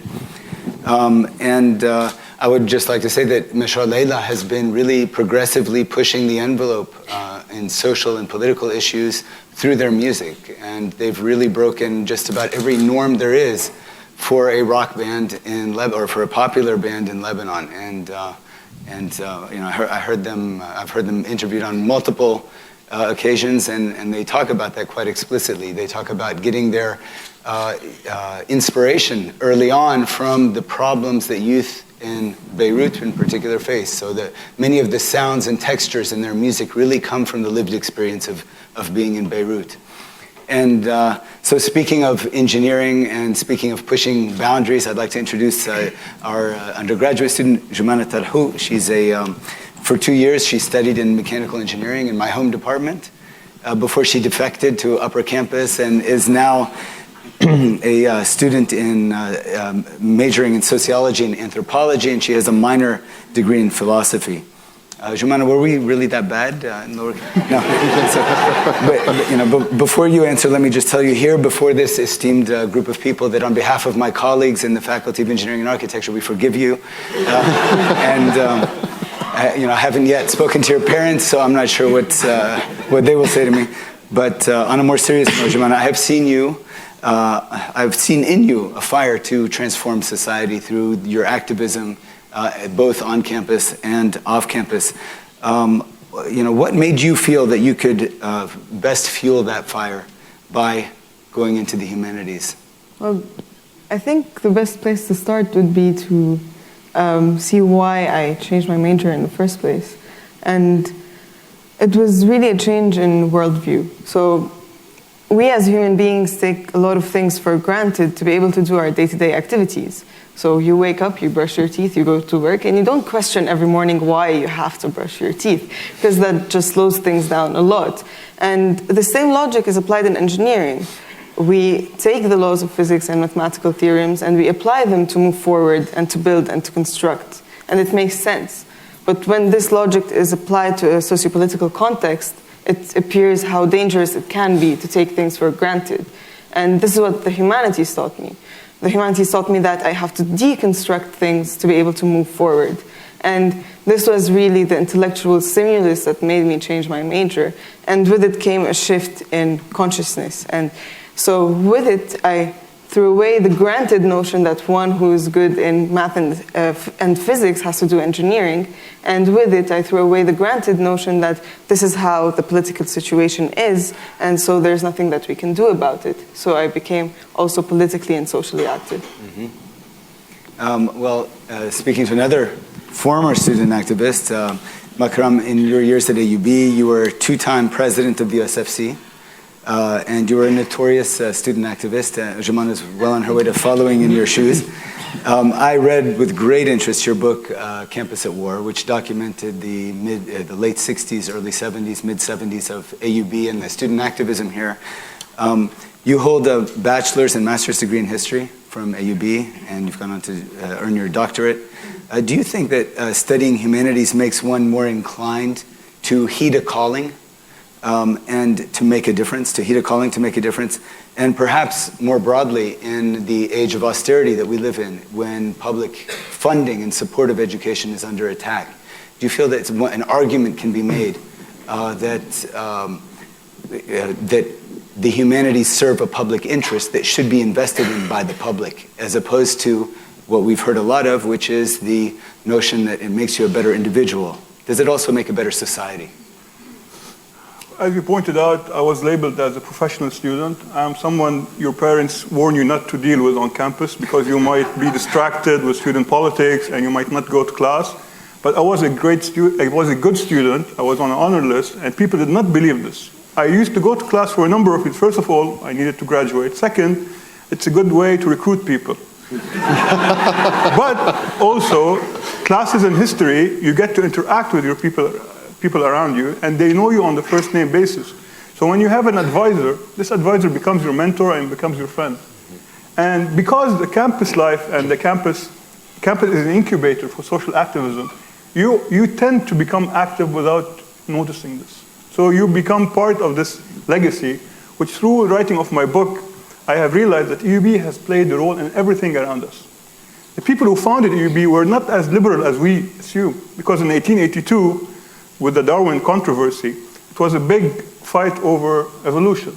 So these people slowly but surely realized that the world around them was changing, and these students were forcing change, and the faculty actually were forcing change.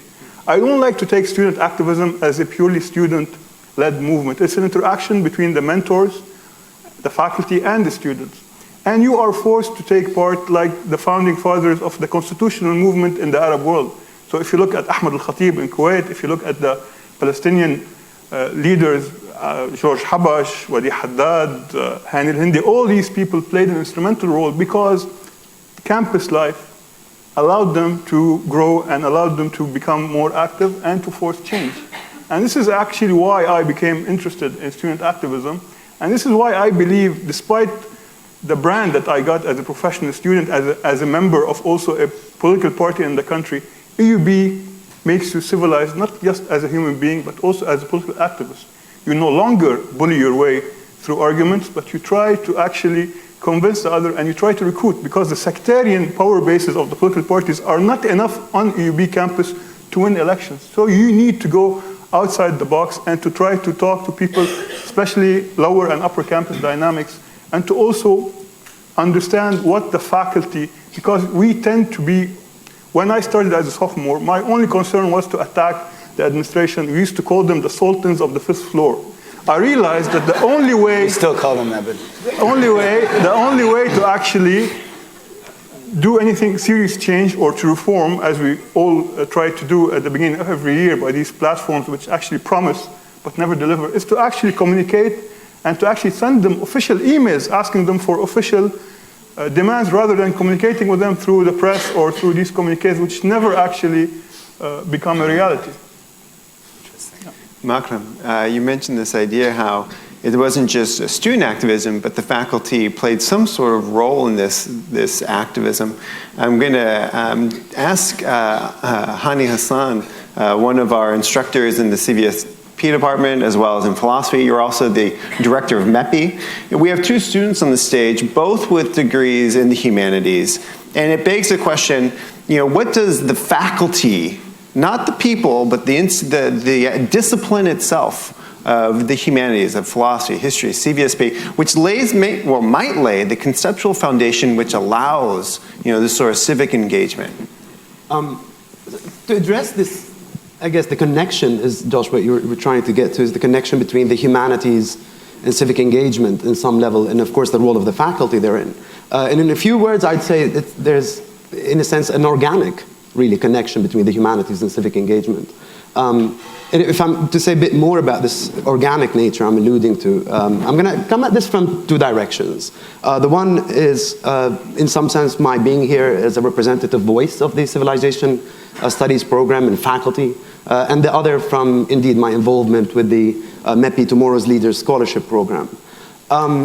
So the Civilization Studies program, or the CS as perhaps more familiar to most people in this room, has been serving the mission and vision of AUB since the 1940s, and really kind of engaged in unwavering commitment to the liberal arts curriculum, right? And so what does that mean? The program offers courses, and through those courses offers students an encounter, first-hand encounter with primary texts and sources from a wide range of epochs and cultures, right? So the diverse cultures covered, and an array of disciplines, literary, philosophic, scientific, and of course social sciences. And through that encounter, the program, very much again in line with the AUB mission statement, promotes and tries to kind of participate in the development of key values of lifelong learning, critical thinking, of course. But I think more pertinently, it participates in the development of respect for diversity. I think this is a key issue in these kind of programs. Essentially, the program emphasizes the centrality of empathy, right? I mean, through these encounters, the students are encouraged and indeed assisted in examining and re-examining not only life worlds and worldviews past and recent, but perhaps more importantly, their own life worlds and worldviews, and to reflect critically on these.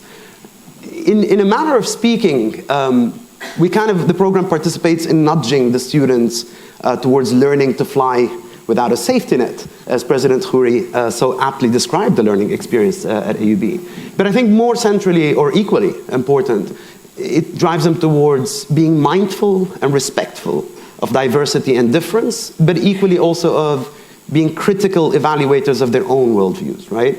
And to my mind, these values are absolutely essential in cultivating civic-mindedness and translating that to civic engagement. And that's where, if you wish, my connection with the MEPI Tomorrow's Leaders Scholarship Program also informed that for me. I've been managing that program for almost 3 years now, working closely with promising, deserving, yet underserved young women and men from the MENA region, from Bahrain, Yemen, Egypt, Gaza, West Bank, Tunisia. And through my work and engagement with these students on that program, I think it's become very clear, Josh. I think it's become very clear to me the centrality and the importance, and I actually would say the urgency of imparting these humanistic values and instilling them, the humanistic values of tolerance and diversity and respect for diversity, and of course, critical thinking, precisely as we move towards a kind of more civically engaged student body on campus, and more pertinently, I think, off campus. And the further off campus we go, perhaps the better. So, to my mind, again, to just wrap it up briefly, there's an absolutely organic connection between the humanities and the kind of values that are instilled in the humanities and civic engagement. If I may just very briefly, for instance, over these 3 years, I've had the pleasure of having numerous discussions with the Tomorrow's Leaders scholars, and mostly reflecting kind of on the proverbial interesting times we live in this part of the world currently. And I think in none of those discussions do we sit back and ponder whether the situation is the way it is due to a lack of health and business professionals, or doctors, or engineers, or social scientists. But invariably we find ourselves pondering and, yes, lamenting the lack of the humanity and the humanistic values. So to my mind, the moment one says civic engagement, one cannot really say that without already kind of subsuming and assuming the values of the humanities, at least to my mind. And can you give us briefly a snippet of what is the role of leadership in the MEPI program?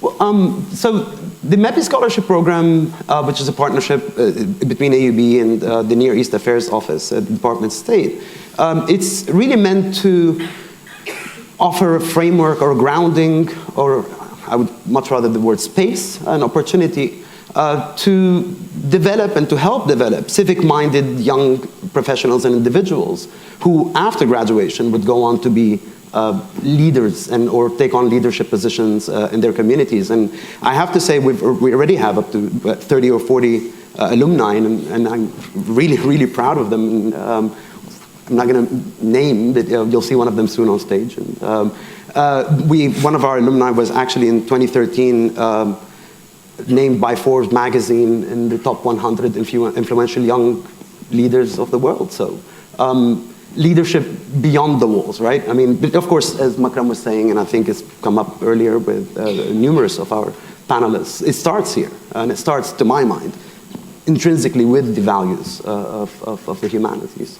So if I could summarize one part is AUB provides sort of leaders, future leaders of tomorrow with a sort of humanitarian education so that they can go out beyond the walls of AUB, beyond the walls of Lebanon, to the surrounding region. In a particular time, as you said, it's an interesting time for us to affect presumably a flourishing future for the region. Absolutely. Now, Juman, I want to come back to you real quick. We talked a little bit about the basic values and principles which go in to providing a sort of attitude towards civic engagement. You also are involved in this. Can you tell us what your take on that question is? Yeah, definitely. I think the humanities really do provide this space, and it's sort of the propeller for someone to become politically and socially or civically engaged. And this was actually our electoral campaign this year with the Secular Club, Change Starts from Campus. So the challenge is really, how do we take these values and these principles and spread them on campus and off campus? And this is what really drove most of us to be active this year and in the coming years, hopefully. And we're really trying to expand the walls, really, of what we can do and how we can communicate and who we can convince of our values and our purpose and what we want to do as students who have learned the importance of these values. Thank you. You know, Makram, you were the prior generation of social activism. You're something like the current, going forward generation. And then, Herman, you are a professor of history and archaeology. What does history and archaeology have to do with social activism, especially in our current context, political context? Well, basically, I think both history and archaeology are concerned with human identity. Nobody can deny that past events and the cultural background we actually carry around with us shape how we perceive ourselves as individuals, as societies, as states, as nations.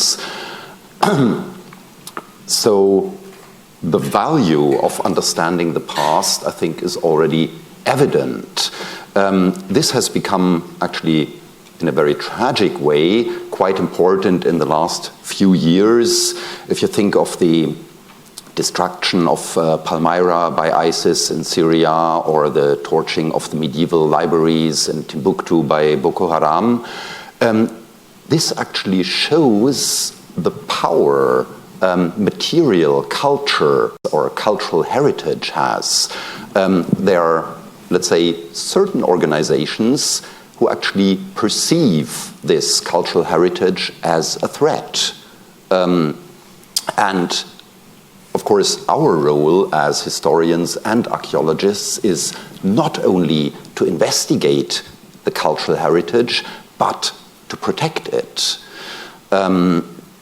So the very important thing that we have to do is not only working on cultural heritage for our academic colleagues, for our academic peers, but to bring the value of the cultural heritage to the communities on the ground. So reaching out to, let's say, the non-academic population is a very, very important point, and that actually has been done too little in the past years. It's getting better. As an example, I just want to briefly mention my own fieldwork project in Kfar Abida on the north coast of Lebanon, where we've been excavating roughly 5,000-year-old urban site. When we started to work there in 2004, nobody in the community was really interested in what we were doing. But through a number of events, guided tours through the excavation, lectures in the community, television coverage, and so on, we got people interested, and now we actually have a very, very active group of people from Kfar Abida who are concerned with the protection of the site, who are making plans for the future of the site, and so on. And that's very gratifying to see how, let's say, the work that we do as academics is also, let's say, brought into the local communities. I like this part where you said, the work as an academic. Mm-hmm. Not only do we as professors in the humanities teach humanitarian concepts and help students relate to the world, provide and produce meaning, but as a profession, history and archaeology is participating in the sort of protection and flourishing of our cultures, and in a sense, engaging us civically, at least in this way, protecting our heritage. Yes, I fully agree. Well, please join me in thanking this wonderful panel.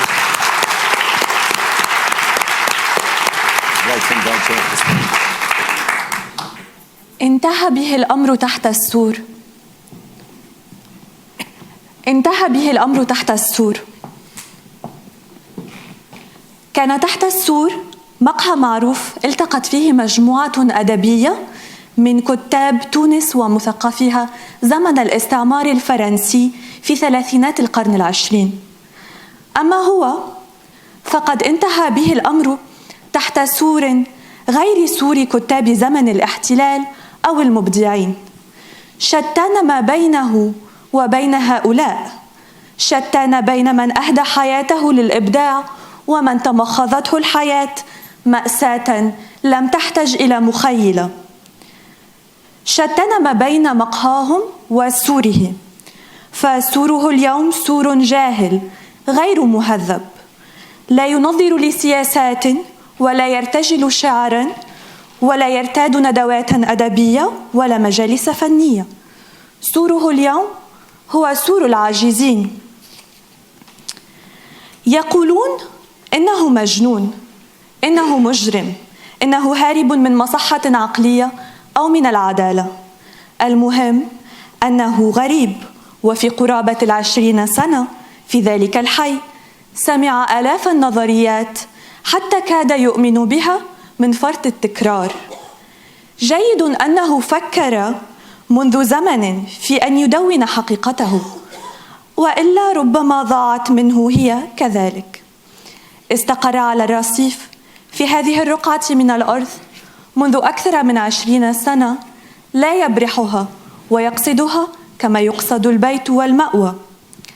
رأى في هذا الجدار شبه المهدم شبيهه فصار له توأما. هو جدار مشروخ ومتروك ومتهالك، ورغم ذلك صامد وعريق. رأى في الصرصور الفضولي المتجول خارج الجارور ليلا روحا صديقة فصار سمير لياليه. يمر على الشريد ناس لا يلقون السلام، ولكن الصرصور يحدثه دائما، يأتي إليه ويشاركه فتاة خبزه المتيبس. يحمي الشريد هذا الصرصور الصديق من نظرات نعال المارة المستفزة. حرام أن يفنى بضربة نعل، فتاريخ الصرصور أطول من تاريخ البشرية وحضارته أبقى، وحين تنتهي الحضارات هذه ينتهون هم ويبقى هو.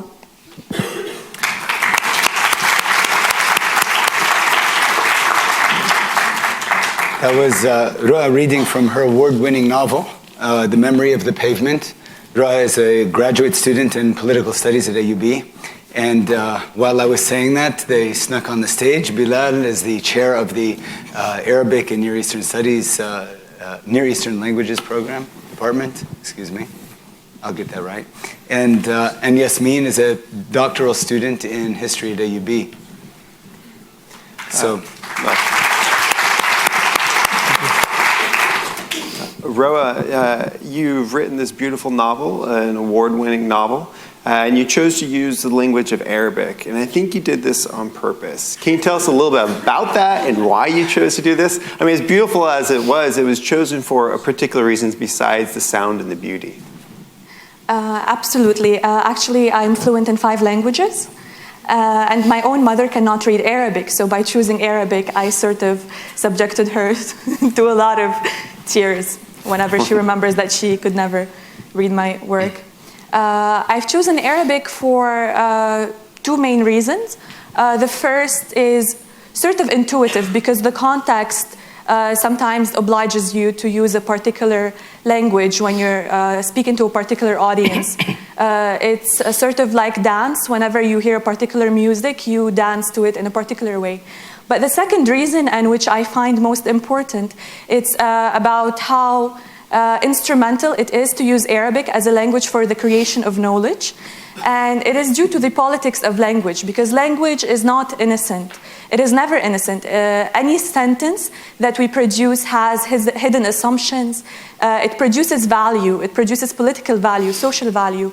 So when I think of language and my choice of Arabic, I thought that I need to write in this particular language because usually the knowledge that we have and that we see as hegemonic, we seldom question who produced that knowledge, for which audience, in what language was that knowledge produced. Was it written by men? Was it written by the rich? Was it written by the rich men? Who writes history? History is written by the victors, obviously. So we have a knowledge that we label as the knowledge, which is hegemonic and usually associated with concrete sciences. And is this knowledge, is the knowledge superior in truth or in depth to the knowledge that we produce when we write creatively, when we write prose, when we write poems, when we create art? We were taught to trust numbers, for example, so I will illustrate with an instance that has actually happened. So if I am to undertake a research, say, and about the role of women in agriculture in a particular countryside, and I go to that countryside with my pen and paper and my quantitative question, because I was taught to trust numbers, and I ask women, do you participate in agriculture? And they tell me, A'udhu billah, working side by side with men on the field? No, like I'm a housewife. Okay, and I put a 0, then I ask the next woman, and the next woman, and the next woman. And I go back to my boss with my little sheet filled with zeros, And I think that I have created this knowledge that will remain and will be considered as the knowledge. Whereas, if I've been trained in humanities, and if I listen closely, perhaps this woman would share a story about how her spouse, when he brings the seeds from the field, she picks the seed that will be planted for next year. That's very instrumental in agriculture, that ensures its sustainability.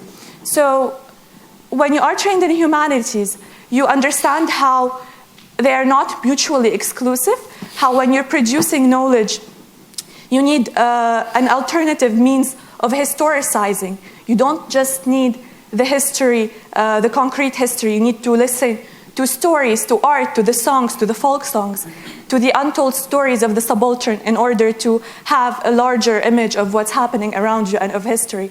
And this is particularly important for Arabic, because Arabic in general has been burdened with Orientalist representations.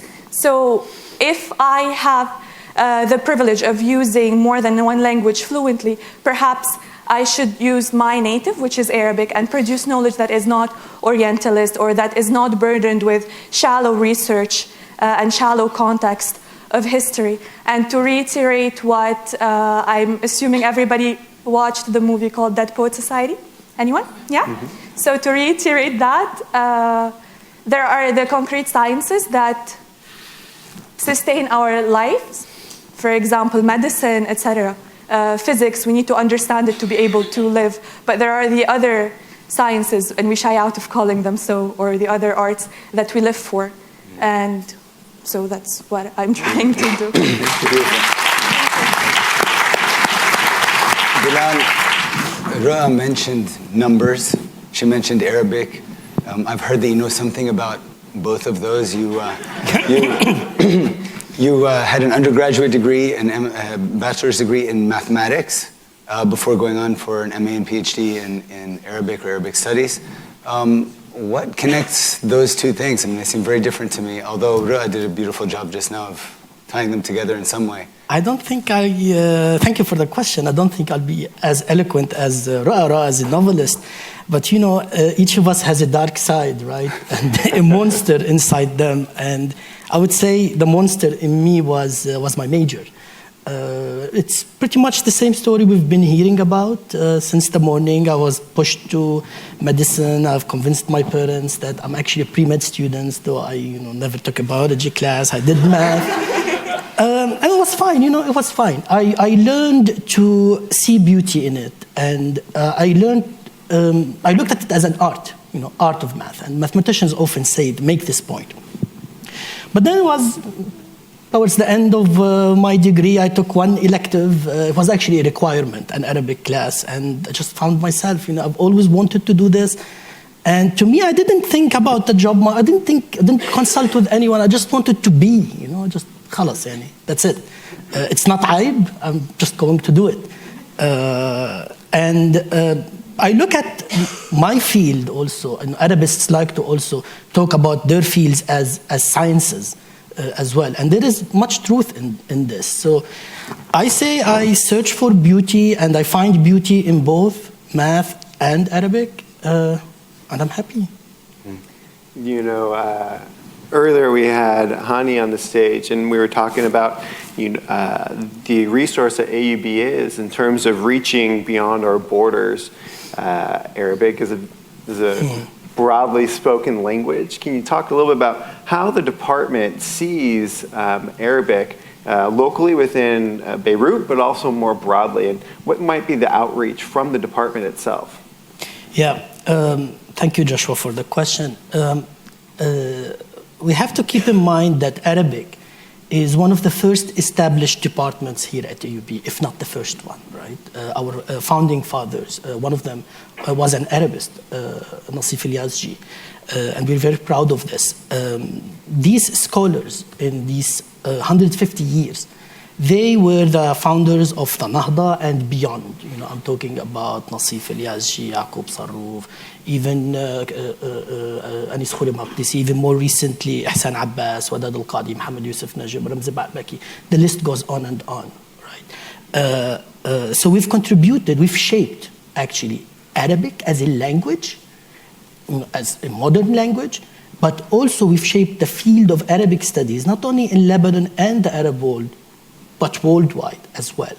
And the contribution of the department happens at different levels, of course.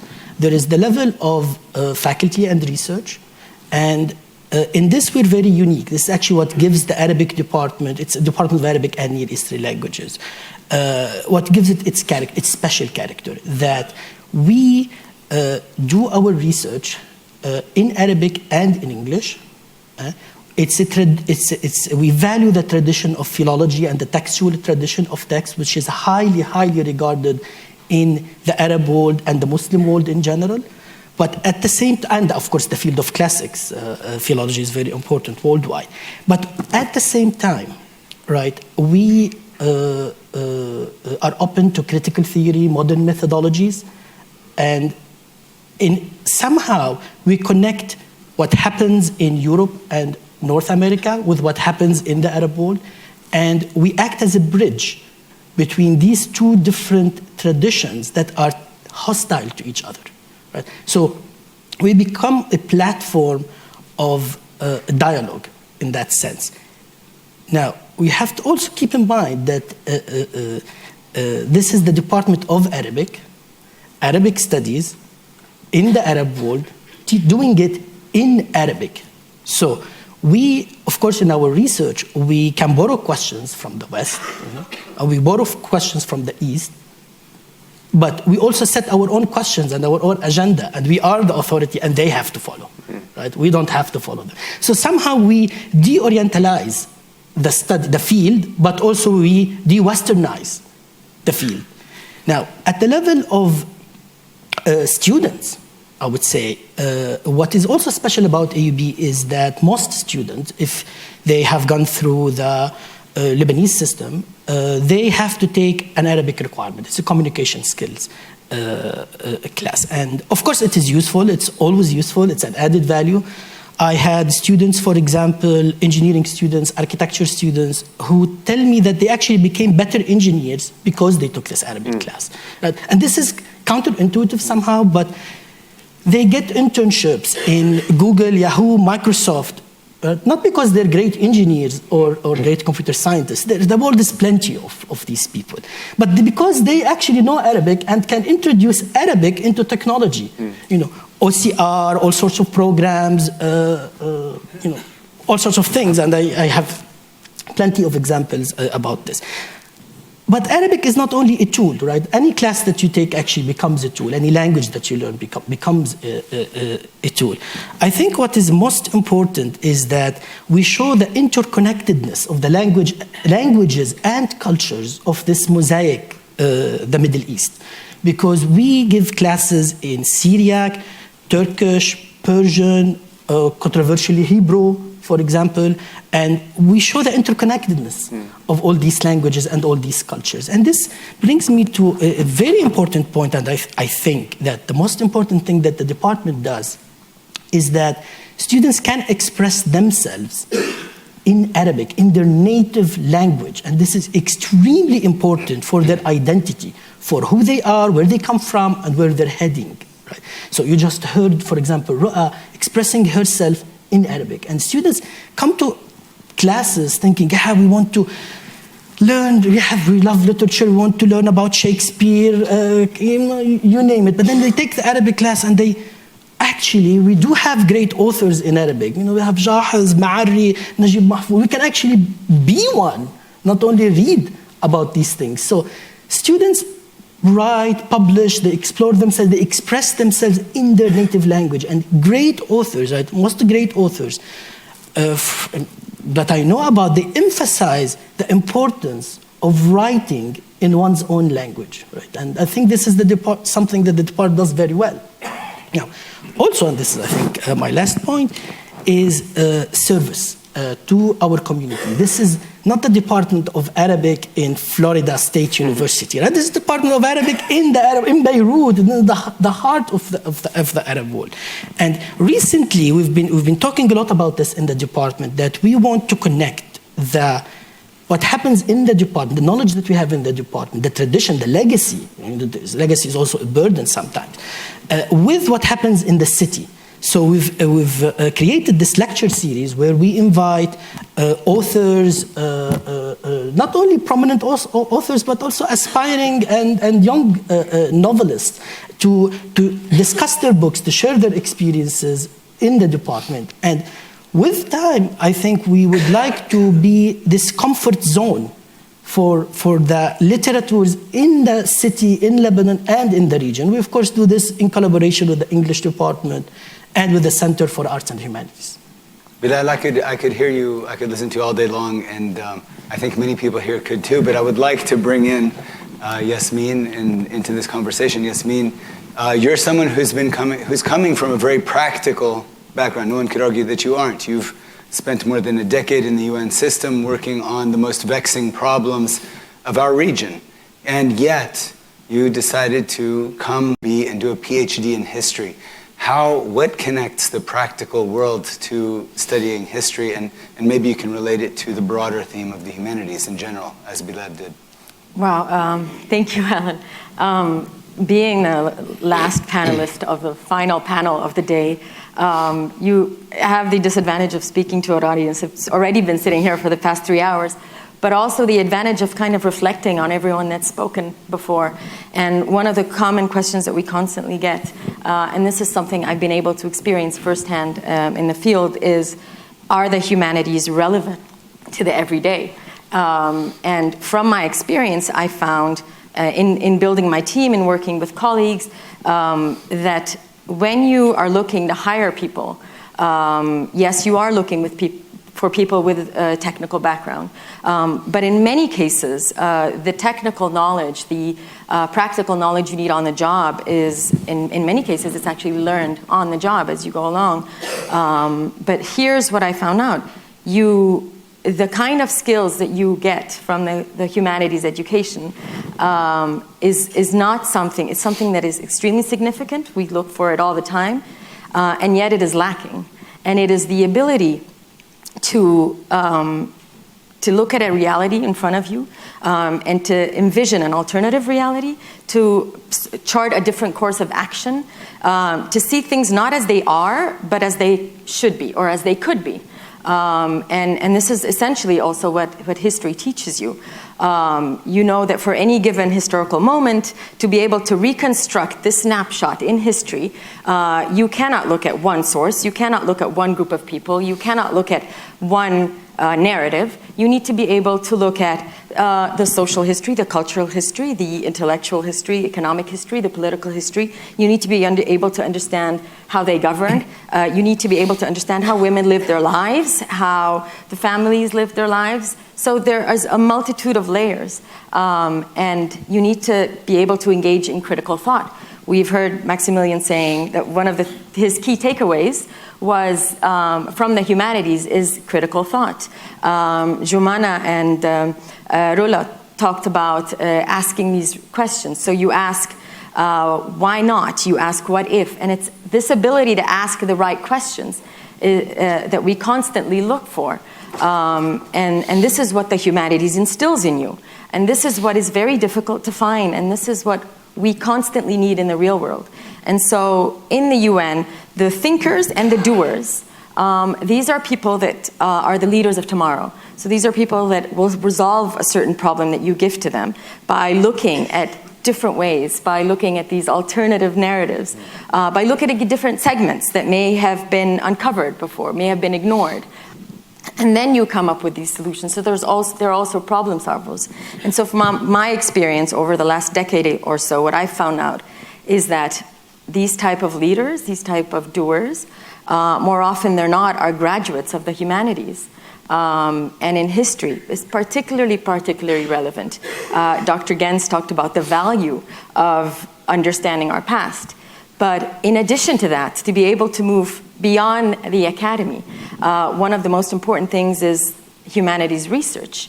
This generation of a body of knowledge that is very, very important for our region, for our countries, that helps to inform not just the global audience, but global policymakers, that helps to inform them, provide them with accurate information about different segments of societies that may not have been uncovered before, whether it's women, whether it's different groups of people, whether it's minorities. And the value of humanities research practically today, I think, cannot be emphasized enough. Thank you, Yasmin.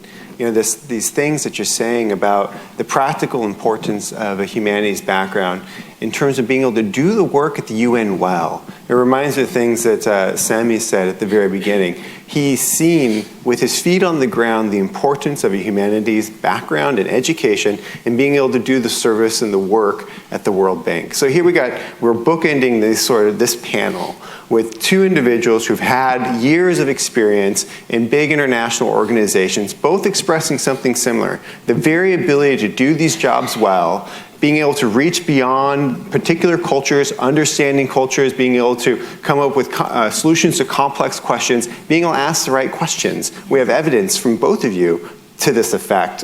Thank you for this, and I think the history department, the history and archaeology department, correct, is lucky to have you. Thank you. I also want to say thank you to the panel, and I'd like to call up Dr. Bedr to give us our last final and closing words. Thank you all very much, and thank you all for staying and participating in this feast. I think if I was to end on one theme that permeated today's sessions, it is that the impact and the relevance of the humanities may not be as direct as an engineer building a bridge or a surgeon doing an appendectomy, but it makes everybody does whatever they do much, much better. And we are seeing that in all of the fields in which humanities are having an impact. So thank you. Thank you for the moderators and the speakers. And I'll leave the last word on this appropriately to Dean Sheikh.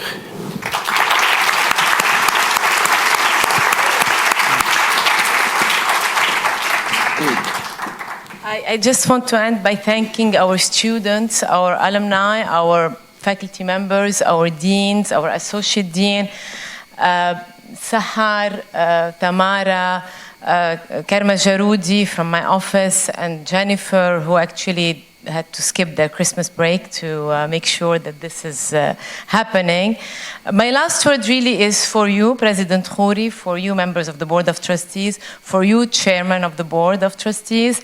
The future of the humanities at AUB is in your hands. Thank you very much all for attending.